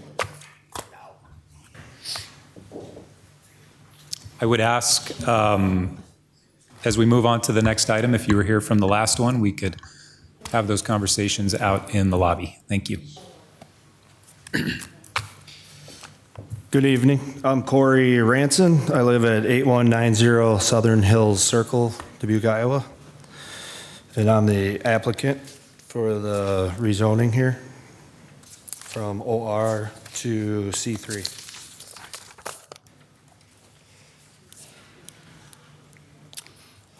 Okay, I'm sorry, Corey. You're here. You are transitioning from OR to C3. Yep. What is the reasoning for that? So when we applied, we asked about, so what we're looking to do is just put a 2 or 3 stall shop. I run a plumbing business, so out of one of them, I was going to run a plumbing shop and then possibly rent one out for storage. Okay. Very good. Thank you, Corey. Yep. Any additional questions for Corey before I open it up to a public hearing? Thank you, Corey. You can have a seat. Okay, thank you. Okay, we are going to open it up to a public hearing. I'd ask if you're in favor or opposed. If you'd want to come up, state your name, address, and your comments. Good evening, Commissioner. My name's Ray Herzog, and I live at 2717 Tiffany, and I own the property right across from what Corey's proposing to do. And I guess I'm not really necessarily saying I'm against it. I just kind of wanted to come down and see what the plan was. Had some concerns about possible additional traffic, how much green space they'd actually have to work with. It's a very small parcel that they're proposing to put the building on, so I was kind of hoping to get some dimensions and have some idea of what it would be to form an opinion if I'm for or against it. So I'm probably ahead of the gun, I guess, coming in and asking, but I just wanted to make you guys aware that sound-wise and neighbor-wise, it's a real small parcel, and there are houses very close to it on all 3 sides. So before the next step, I guess we'd want to make sure that everything was taken care of and that concerns were alleviated, especially the parking, because it has none. Okay, so I'm not a for or against. I just wanted more information, and I guess we didn't get any. So Okay. That's all I have. Thank you. Okay.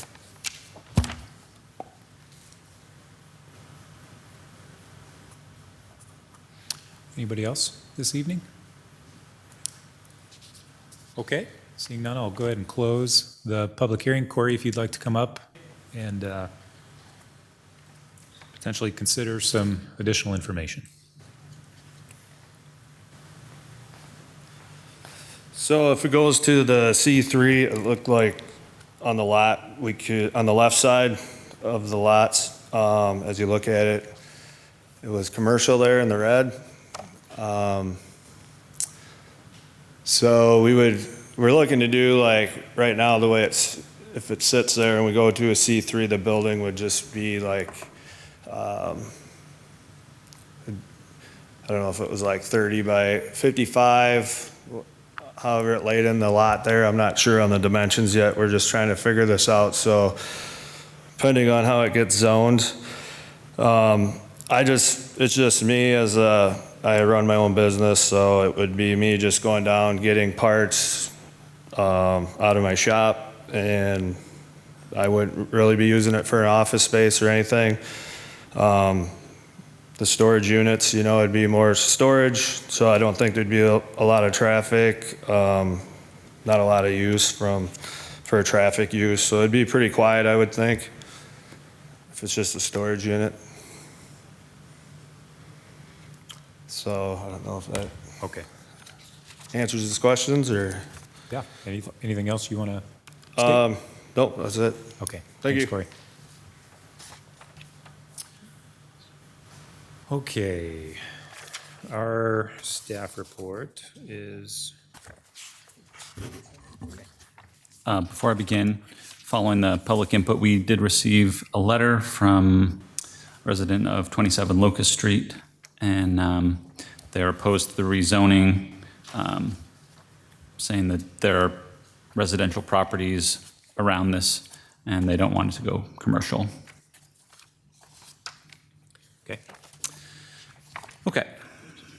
The applicant proposes to rezone the subject property from OR Office Residential to C3 General Commercial to accommodate a contractor shop. Contractor shop or yard use is not permitted in the OR zoning district. Subject property consists of two parcels, both of which are vacant.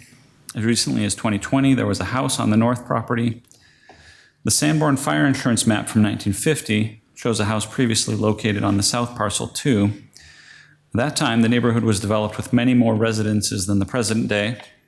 Significant changes to the neighborhood, such as the creation of the Locust Street connector and the conversion of Dodge Street into a 4-lane freeway, led to the demolition of numerous homes and structures and a dramatic change in the character of the area.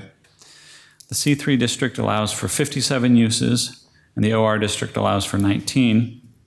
Rezoning the property would allow any of the C3 uses to be permitted on the property. The applicant intends to construct and operate a contractor shop. There are numerous C3 properties in the area of the subject property, and rezoning would be an expansion of the existing C3 zone to the south and east. Since this land is no longer being used for residences, the original residential character of the neighborhood has been greatly altered, and the property abuts other C3 districts. Rezoning in general is not anticipated to greatly alter the fabric of the neighborhood. However, the commission may wish to specifically consider whether all 57 uses within the C3 district would be appropriate in the neighborhood. It's also worth noting that the site is generally small and will likely require variance or waiver approvals to be able to accommodate most of the allowed uses due to development standards such as setbacks, open space, and parking. The comprehensive plan goals do support infill development of vacant land within the city. It also supports a mix of uses that are compatible with each other. Any changes to the site must be reviewed and approved by the development review team. Thank you. thank you, Jason.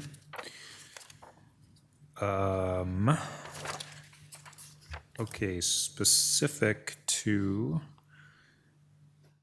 16571, principal permitted uses.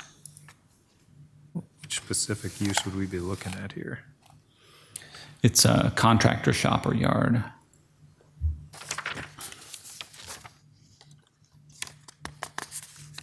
Apologies, Jason, is that specifically an item on there? You're looking at the office residential one? So, Chair Mulligan, I think it's important to note that while the applicant is making mention of wanting to utilize the site as a contractor shop and yard, which is what Jason clarified, if the rezoning were approved, it would be approved for all uses in the C3 district, so not a conditional rezoning in this instance. Looking at the office residential. That's what it is I'm now. sorry. This is C3. Yeah, I did the same thing. Okay, sorry. Thank you. I did it. Okay, thank you. Is there a reason that a conditional rezoning was not recommended here? Typically, we don't resort to conditional rezonings unless there's an absolute need for it. We like to maintain the districts just as they are. Right, and in the instance of the previous application, there were specific requests that came out of a previous approval process that they wanted to be consistent with, and thus the request for conditional rezoning for that instance. Okay. Any other questions for staff? All right, I'll open it up to conversation amongst the commission.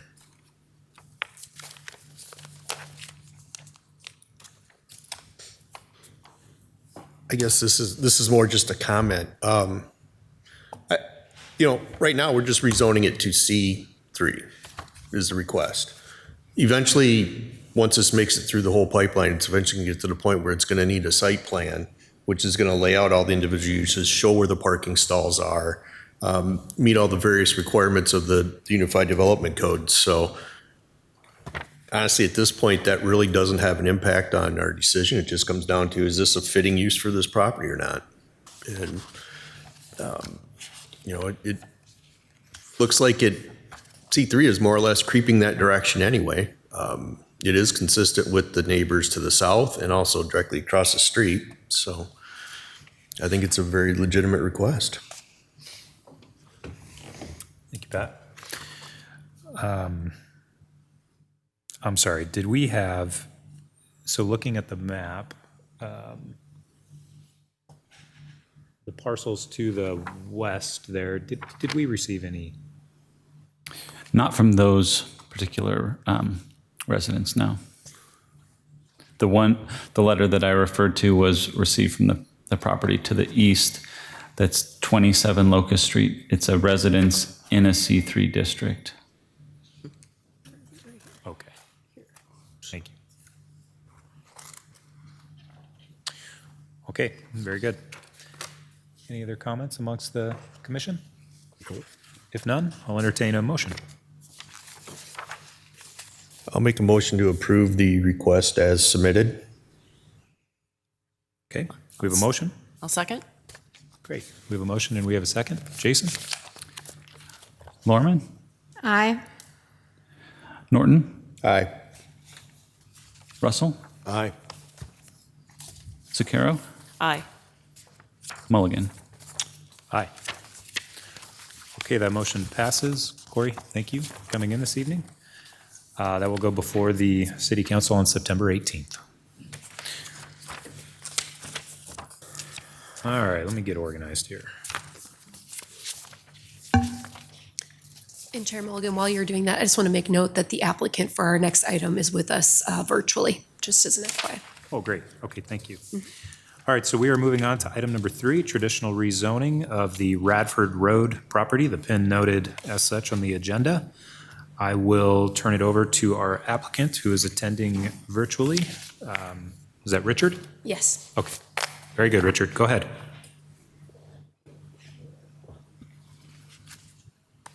Richard, you may be muted. It's been a long meeting. It's true, it has been a long Stepped meeting. away. Might have to come back to him. Richard, unfortunately, we're not able to hear you.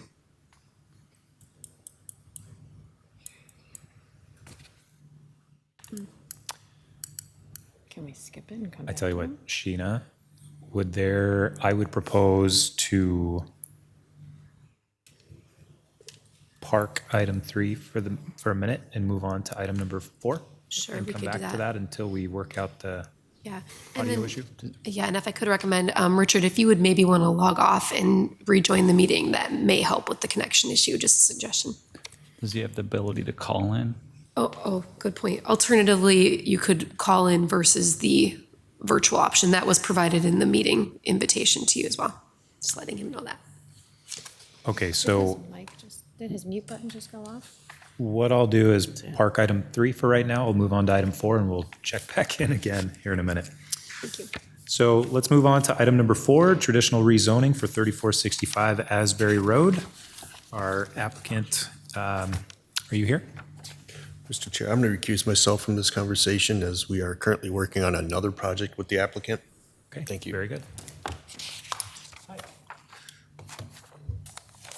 Good evening. Kim Adams on behalf of Dutrack Credit Union, 3465 Asbury Road. What we're looking to do is to rezone from a PC to a C3. Our zoning PC was probably put in place about over 35 years ago, and at the time, it was strictly a residential neighborhood. Fast forward 35 years ahead, it has changed considerably. Everything to our east is strictly all businesses. Everything to our west and south is all rentals, all the way around us. And then to our north is over across the street down a hill and with covered by vegetation. So we are currently the largest commercial business in the area. And so what we're looking to do is just to have a zoning change so that we can get on the same page as the other C3s in the city.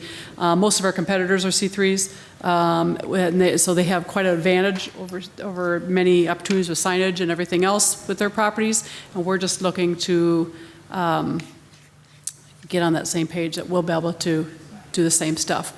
We are currently going through a $2.3 million exterior renovation for the neighborhood. Last year, we completed a $500,000 internal renovation. We've been in existence for over 75 years. We're a very strong financial organization. That's our headquarters, so we have no intention. We're investing into the community. We have no intention of ever leaving that area. And so with that, we want to just be able to have the liberties to be able to continue to improve our properties.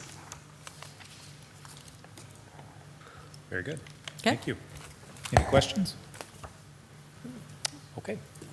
This is a public hearing, so with that, I will open it up to the floor for any comments in favor of or opposed. All right, seeing none, I will close that. I am going to assume you have no rebuttal to that. So with that, Travis, we'll move on to the staff report, please. Thank you. Assistant Planner Travis Schrobelgen. So as the applicant stated, they're looking to rezone from the planned commercial, that PUD is attached to the back of the packet there, to C3 general commercial. The property is surrounded on 3 sides by residential properties, but is also along a commercial corridor, which is Asbury Road. Generally speaking, the C3 district allows approximately 57 permitted uses. The current PUD allows 19. The list of conditional uses is also slightly different. Some of those permitted uses, the 19 permitted uses that are in the PUD, are also in the C3 district. There is currently a screening wall along the parking lot, and that was required in previous codes to have screening along parking lot. The PUD was recently amended to include that fence or to allow either a screening of a buffer or a fence with vegetation. That was in 2017. That is in existence. The C3 district would not require that screening in the event that this was rezoned or redeveloped. Again, that's not in the plans, but I just wanted to point that out. Additionally, the signage would increase.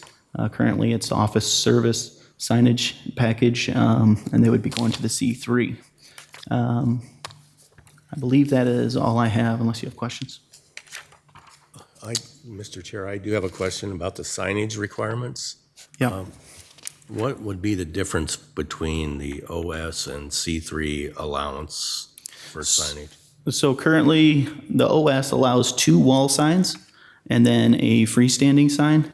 The C3 would allow multiple, and I can look at that real quick, but it would allow multiple wall signs, increase in square footage, and a freestanding sign of 40 foot. And the variance they just got that. Yeah, and thanks, Jason. The applicant did just apply for a variance, a signage variance, where they are relocating and resizing a couple of their signs during their reconstruction project. But C3, generally speaking, would increase signage, and the previous variance would no longer apply.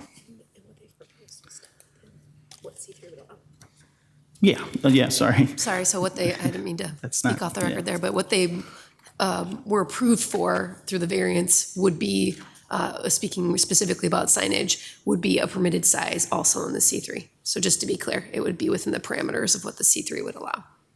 And I also would just make note, Travis had mentioned the screening requirement, and Commissioner Lorman had mentioned earlier about, when do we do a conditional zoning or not do a conditional rezoning. I just want to make note that the commission has the opportunity at any point to elect to place a condition upon a rezoning request, so a traditional rezoning request. So in the event that the commission felt it appropriate to perhaps maintain that screening requirement or something of that nature, you would have the ability to place that condition as well. So just something to consider. And additionally to that point, I would add that would add a memorandum of agreement, so the applicant would have to sign off on that for it to move forward to the city council. So at this point, it's zoned PC, they want to go to C3, so maybe they want to do a lot of C3 things without having to constantly ask for variances.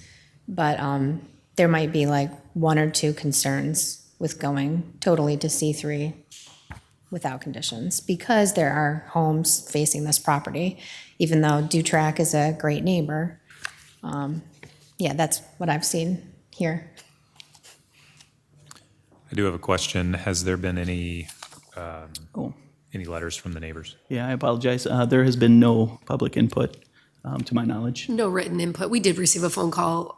I took that call, sorry, Travis, and it was simply just wanting to know more about what the request was. So no formal opposition or in support. Anything else for staff? I guess just maybe a question or a / point. Seems like it would probably zone PC because of the fact it's surrounded by residential properties on 3 sides. And the limitations of that zone were because of the neighboring properties. That's just, it's not a question, just an observation, I guess.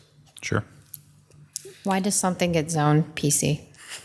So a applicant can elect to, or property owner, or anyone for that matter, can elect to request a planned unit development with either PC, planned commercial, PR, planned residential, or PI, planned industrial designations. If their property is more than 2 acres, and there may be instances where they want specific, to Commissioner Russell's point, they may want to modify maybe a setback. Perhaps the site is uniquely shaped and they need to be a little closer to a property line in order to kind of lay everything out on the property. So it allows them to essentially build a custom development plan for that parcel. So we often find that with large-scale commercial developments, as well as residential developments and institutional developments. And if I could add, so originally in 1987, this was a vacant property and those residences were around.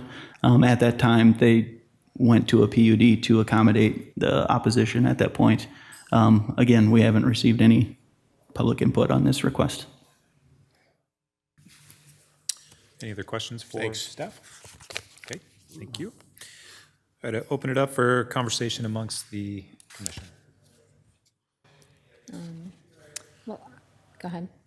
Well, I was going to state that over the last couple of years, we have certainly had some conversation amongst properties located along Asbury, and I will say some pretty close to here, and the neighbors on items that were an issue were highly vocal. So the fact that there is no public input this evening says something to me. Dutrack has obviously been there a long time. They're investing in that property today. And so clearly that property is going to remain in the great condition that it is today, as we can only hope. But But I think the fact that the neighbors aren't there tells me, or not here rather, tells me a lot. So I'll stop there. I know that I haven't been on this commission as long as you, but it is hard to know, what's going on or show up in droves depending on, the nature of what's proposed. And I would say it might be in the interest of the neighbors, regardless of them being here or not, to protect, their views from the front of their homes from whatever might go into that C3, property in the future. And I would propose that C3 is appropriate with one amendment. I mean, that's what I was thinking even before, Sheena and Travis spoke about it when I reviewed this application. Okay. Well, I would entertain a motion. I would propose a motion to approve the C3 with one condition that includes the buffering along the property line for the homes. I don't remember exactly what that was called. I don't think there was. Yeah, are you just speaking of currently there's a fence with vegetative screening in front of it? Right. Are you requiring both, or are you just requiring our basic screening requirement, which is one, either or both? Yeah, the basic screening requirement. Okay. Yep. Okay. That would be fine. That might be Richard. So the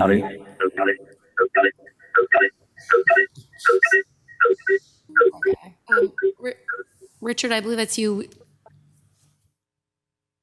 Sorry about that. We'll just mute him for right this minute. I completely lost my train of thought. Okay, so the motion before us is to approve the submission as is with the addition of a buffer on the, let's see, it'd be the southern. West and south side. West and, Yeah. west and and north? south. Just screening it. Yeah, west and south, yeah.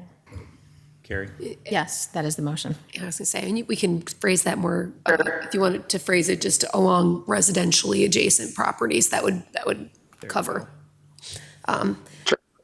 Go ahead. Sorry, Wally. Chairperson Mulligan. This is Planning Services Manager Wally Wermott. Would you maybe just carrying forward the existing screening requirement for the PUD as the condition? Sure. So the status quo will remain.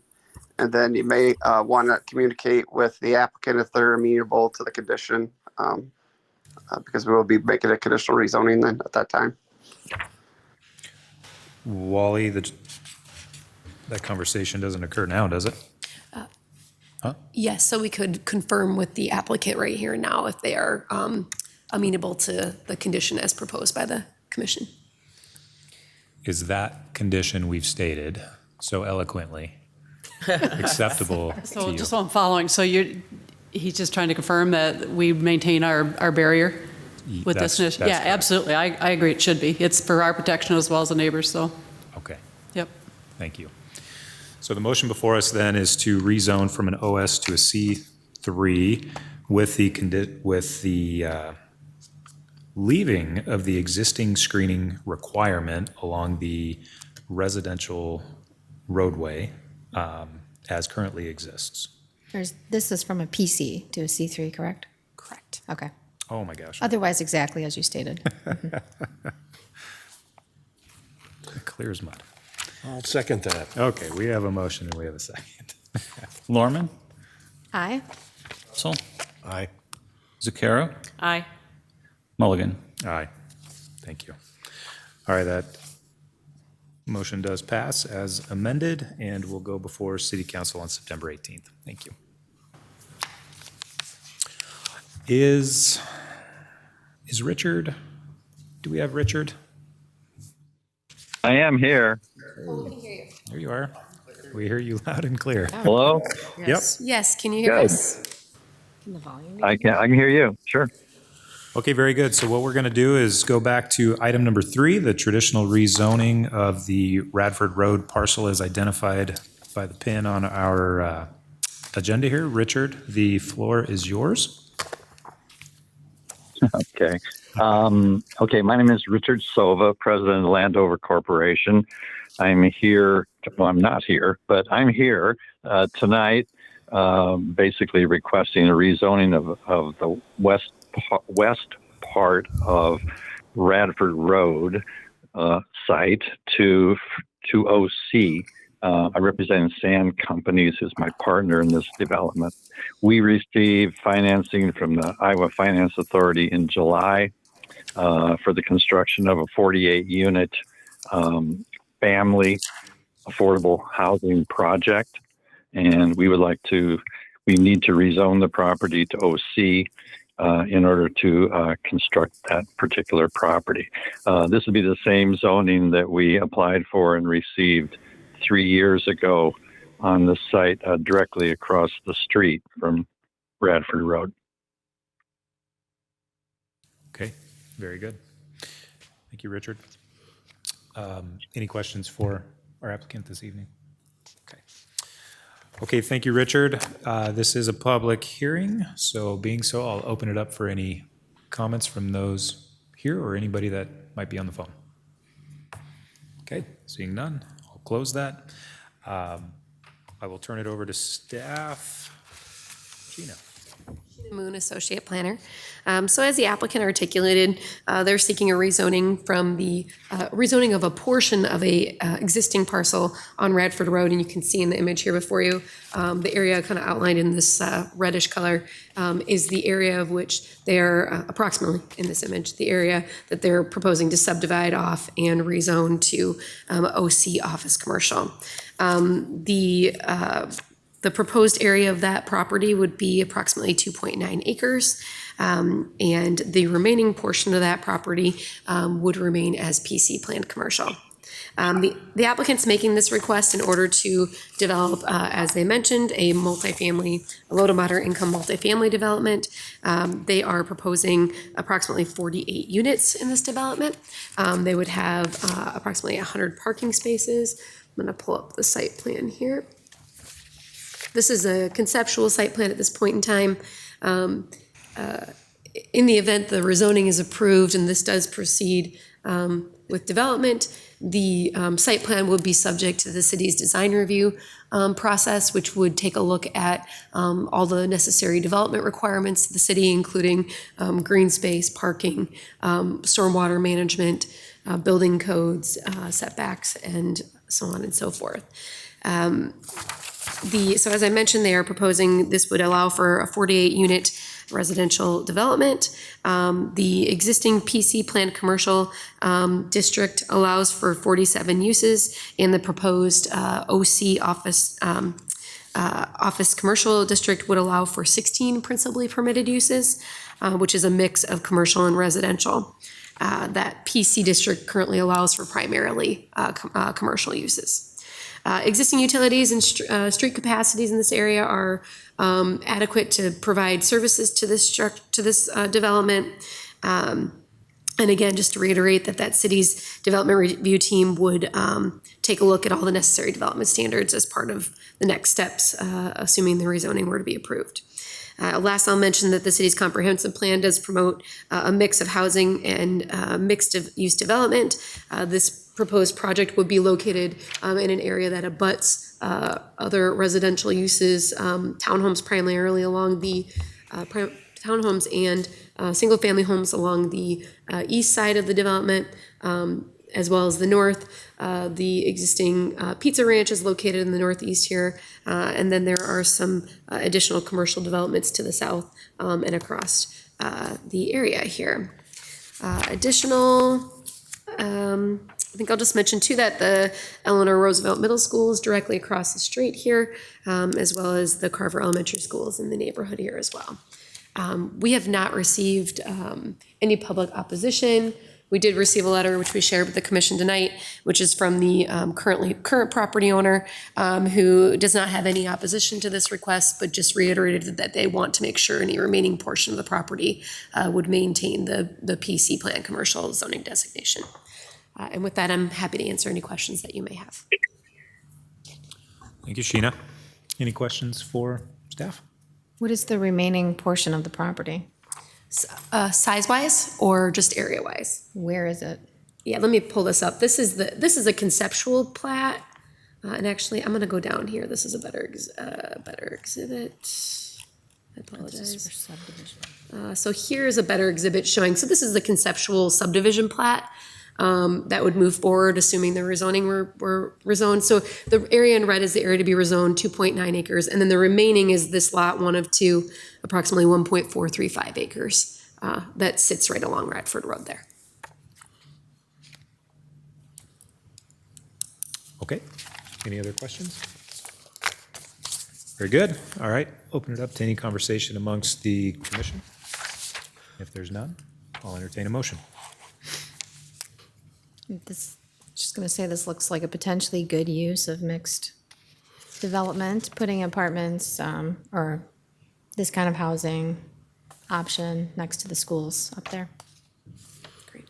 Agreed. I agree, the location of the schools is beneficial to the project, I think, maybe vice versa.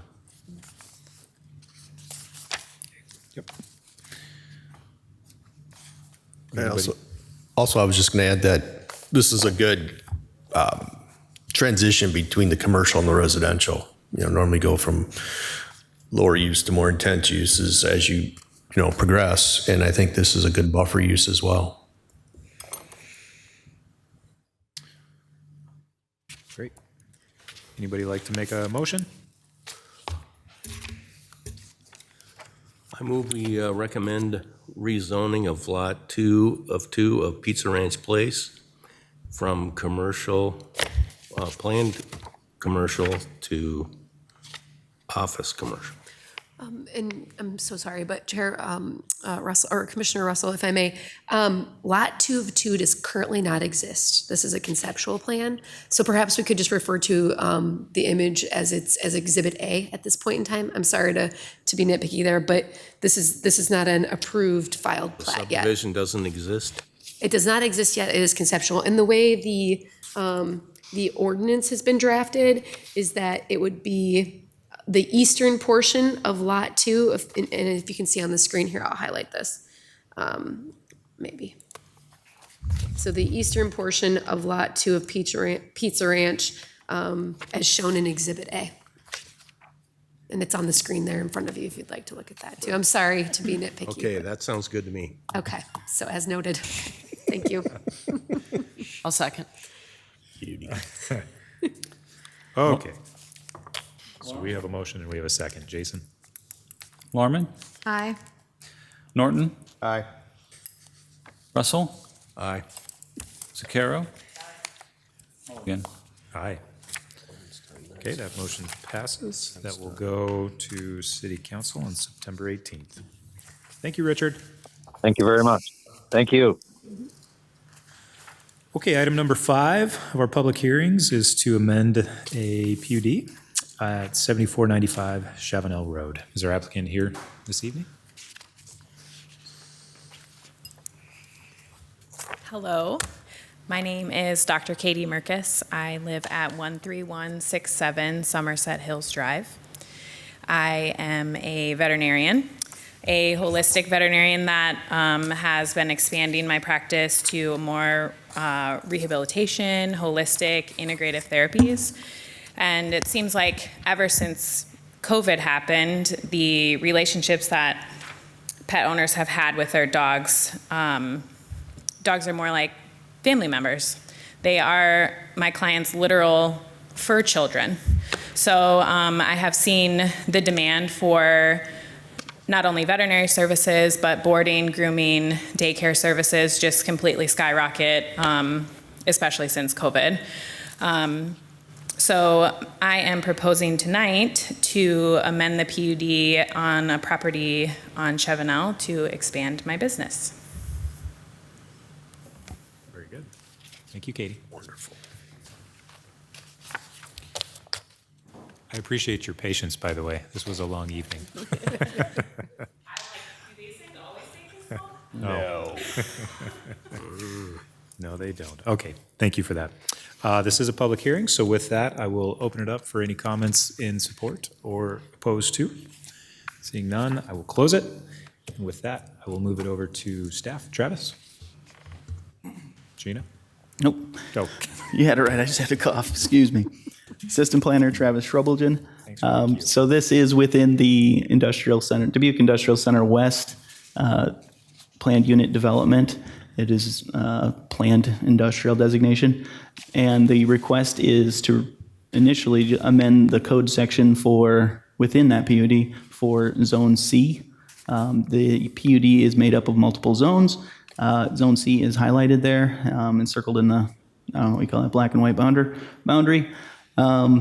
This is a vet clinic, and then we would also include a pet daycare facility, a kennel, and an animal hospital within the list of permitted uses. And it would just be in that Zone C. Staff does not expect or anticipate an increase in traffic because of this, as compared especially to some of the uses in the area. I believe that is all I have, unless you have questions. Oh, sorry, we have received no public input. That was my question. Thank you. Okay, any other questions for Travis?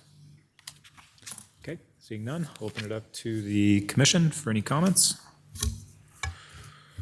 And if there's none, I'll entertain a motion. Yeah, I think this is a great addition to the industrial center. I mean, with the industrial uses, they're generally noisy and whatever else. We're going to put a dog kennel out there, which is also generally noisy. So to me, it's 100% a compatible use. I would say perfect place.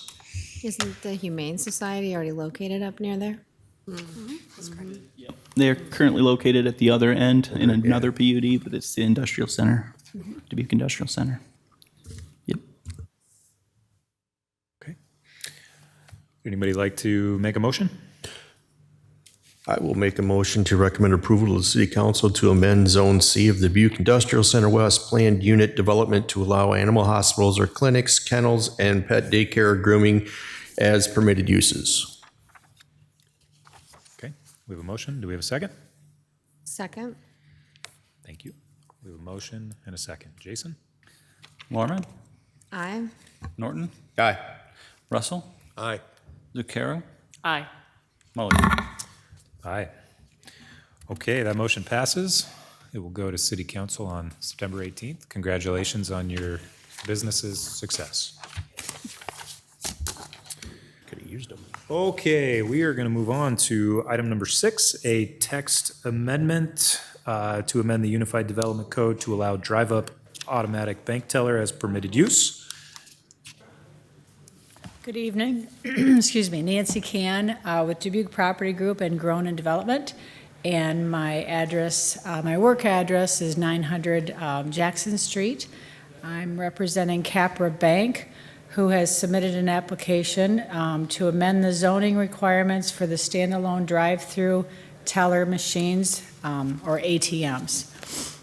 This information is in your packet as well, but I'll just kind of briefly review it. As technology and security of ABTs, automatic bank tellers, or automatic teller machines advances, more and more consumers are choosing to do their banking away from banks. The COVID-19 pandemic further expedited an already wide trend by banks to invest in technologies that serves people where they are. This has ranged from mobile apps to standalone ATMs. For many years, a small ATM in a vestibule or corner of a retail or food or beverage facility has been commonplace in order to serve the patrons visiting the business. In more recent years, the concept of the standalone's drive-up ATM has begun to expand this role. Rather than benefiting a single business, standalone ATMs are typically located in retail parking lots, offering patrons the opportunity to utilize a full range of banking services safely from their own cars. Similar to a fast food drive-through, there is typically a small queuing space separate from the parking lot drive lane, a canopy over the patrons using the machine, and identifying signage. Rather than an encumbrance to the use of the parking lot, it serves as an asset of a typically underutilized space. As mentioned above, the patrons that visit the standalone ATMs are looking for convenience and proximity as well as comfort.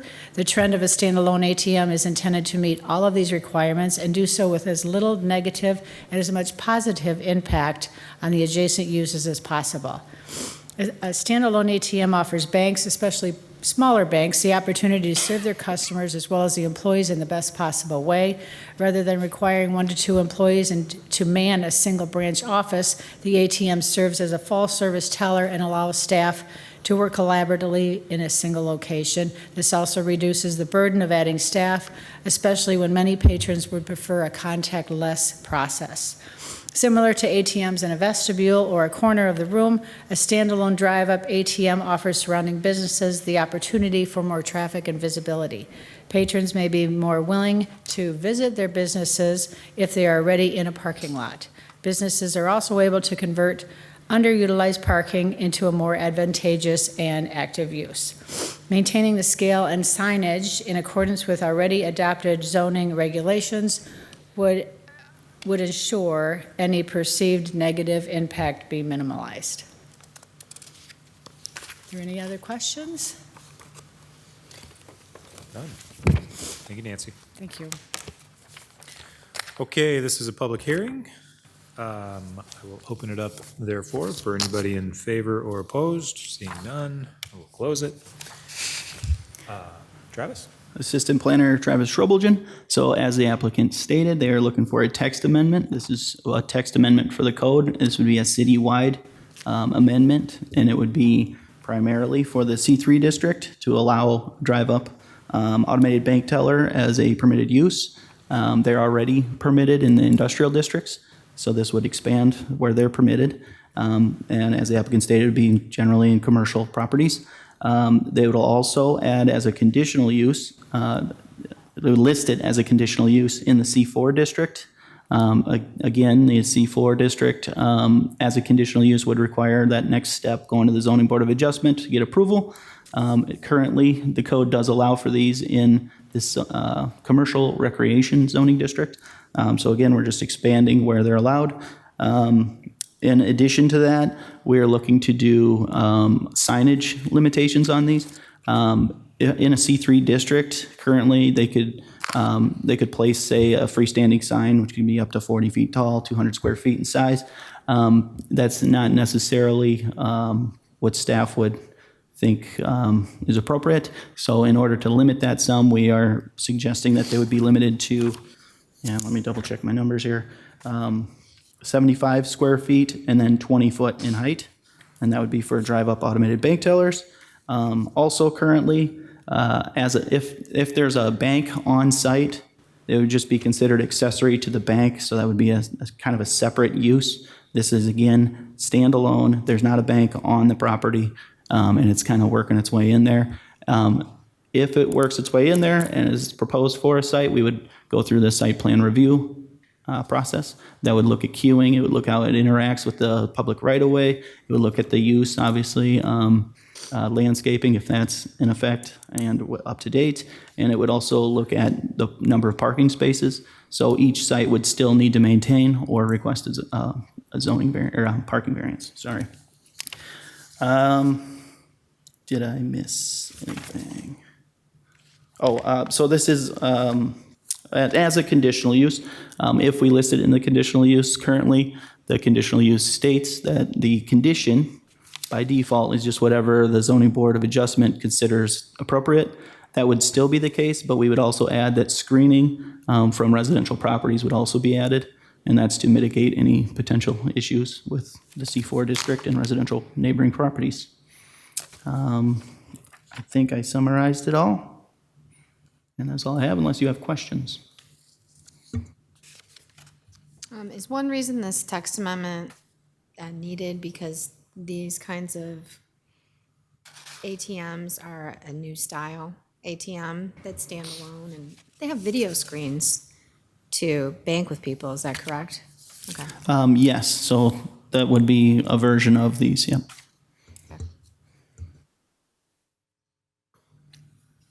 Any other questions for staff? Okay, I'll open it up to the commission for any conversation or a motion.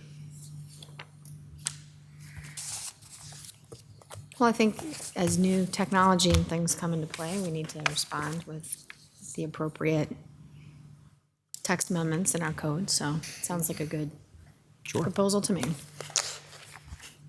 Okay. All good. I'll make a motion to amend the Unified Development Code to allow drive-up automatic bank teller as a permitted use in the C3 General Commercial Zoning District, as a conditional use in the C4 Downtown Commercial Zoning District, and to establish signage regulations for a drive-up automatic bank teller use. Very good. We have a motion. Do we have a second? Yeah, I can second that. Okay, we have a second. Jason? Lorman? Aye. Norton? Aye. Russell? Aye. Zucchero? Aye. Mulligan? Aye. Okay, that motion passes. Thank you, Nancy. So, sorry, Chair Mulligan, if we could just note, just for Nancy, just that this will continue to the September 18th City Council meeting. Sorry. Nope. Yep. Thank you. Thank you. All right, I've lost everything in the paper here. Where are we? It's from the public. All right, any items from the public? Seeing none. Move on. We have no public. Any items? Yeah, we did. Any items from the commission this evening? No? Any items from staff? No, none this evening. All right. I move we adjourn. Second. Favor? Aye. Aye. Meeting adjourned. Thank you all. Thank you.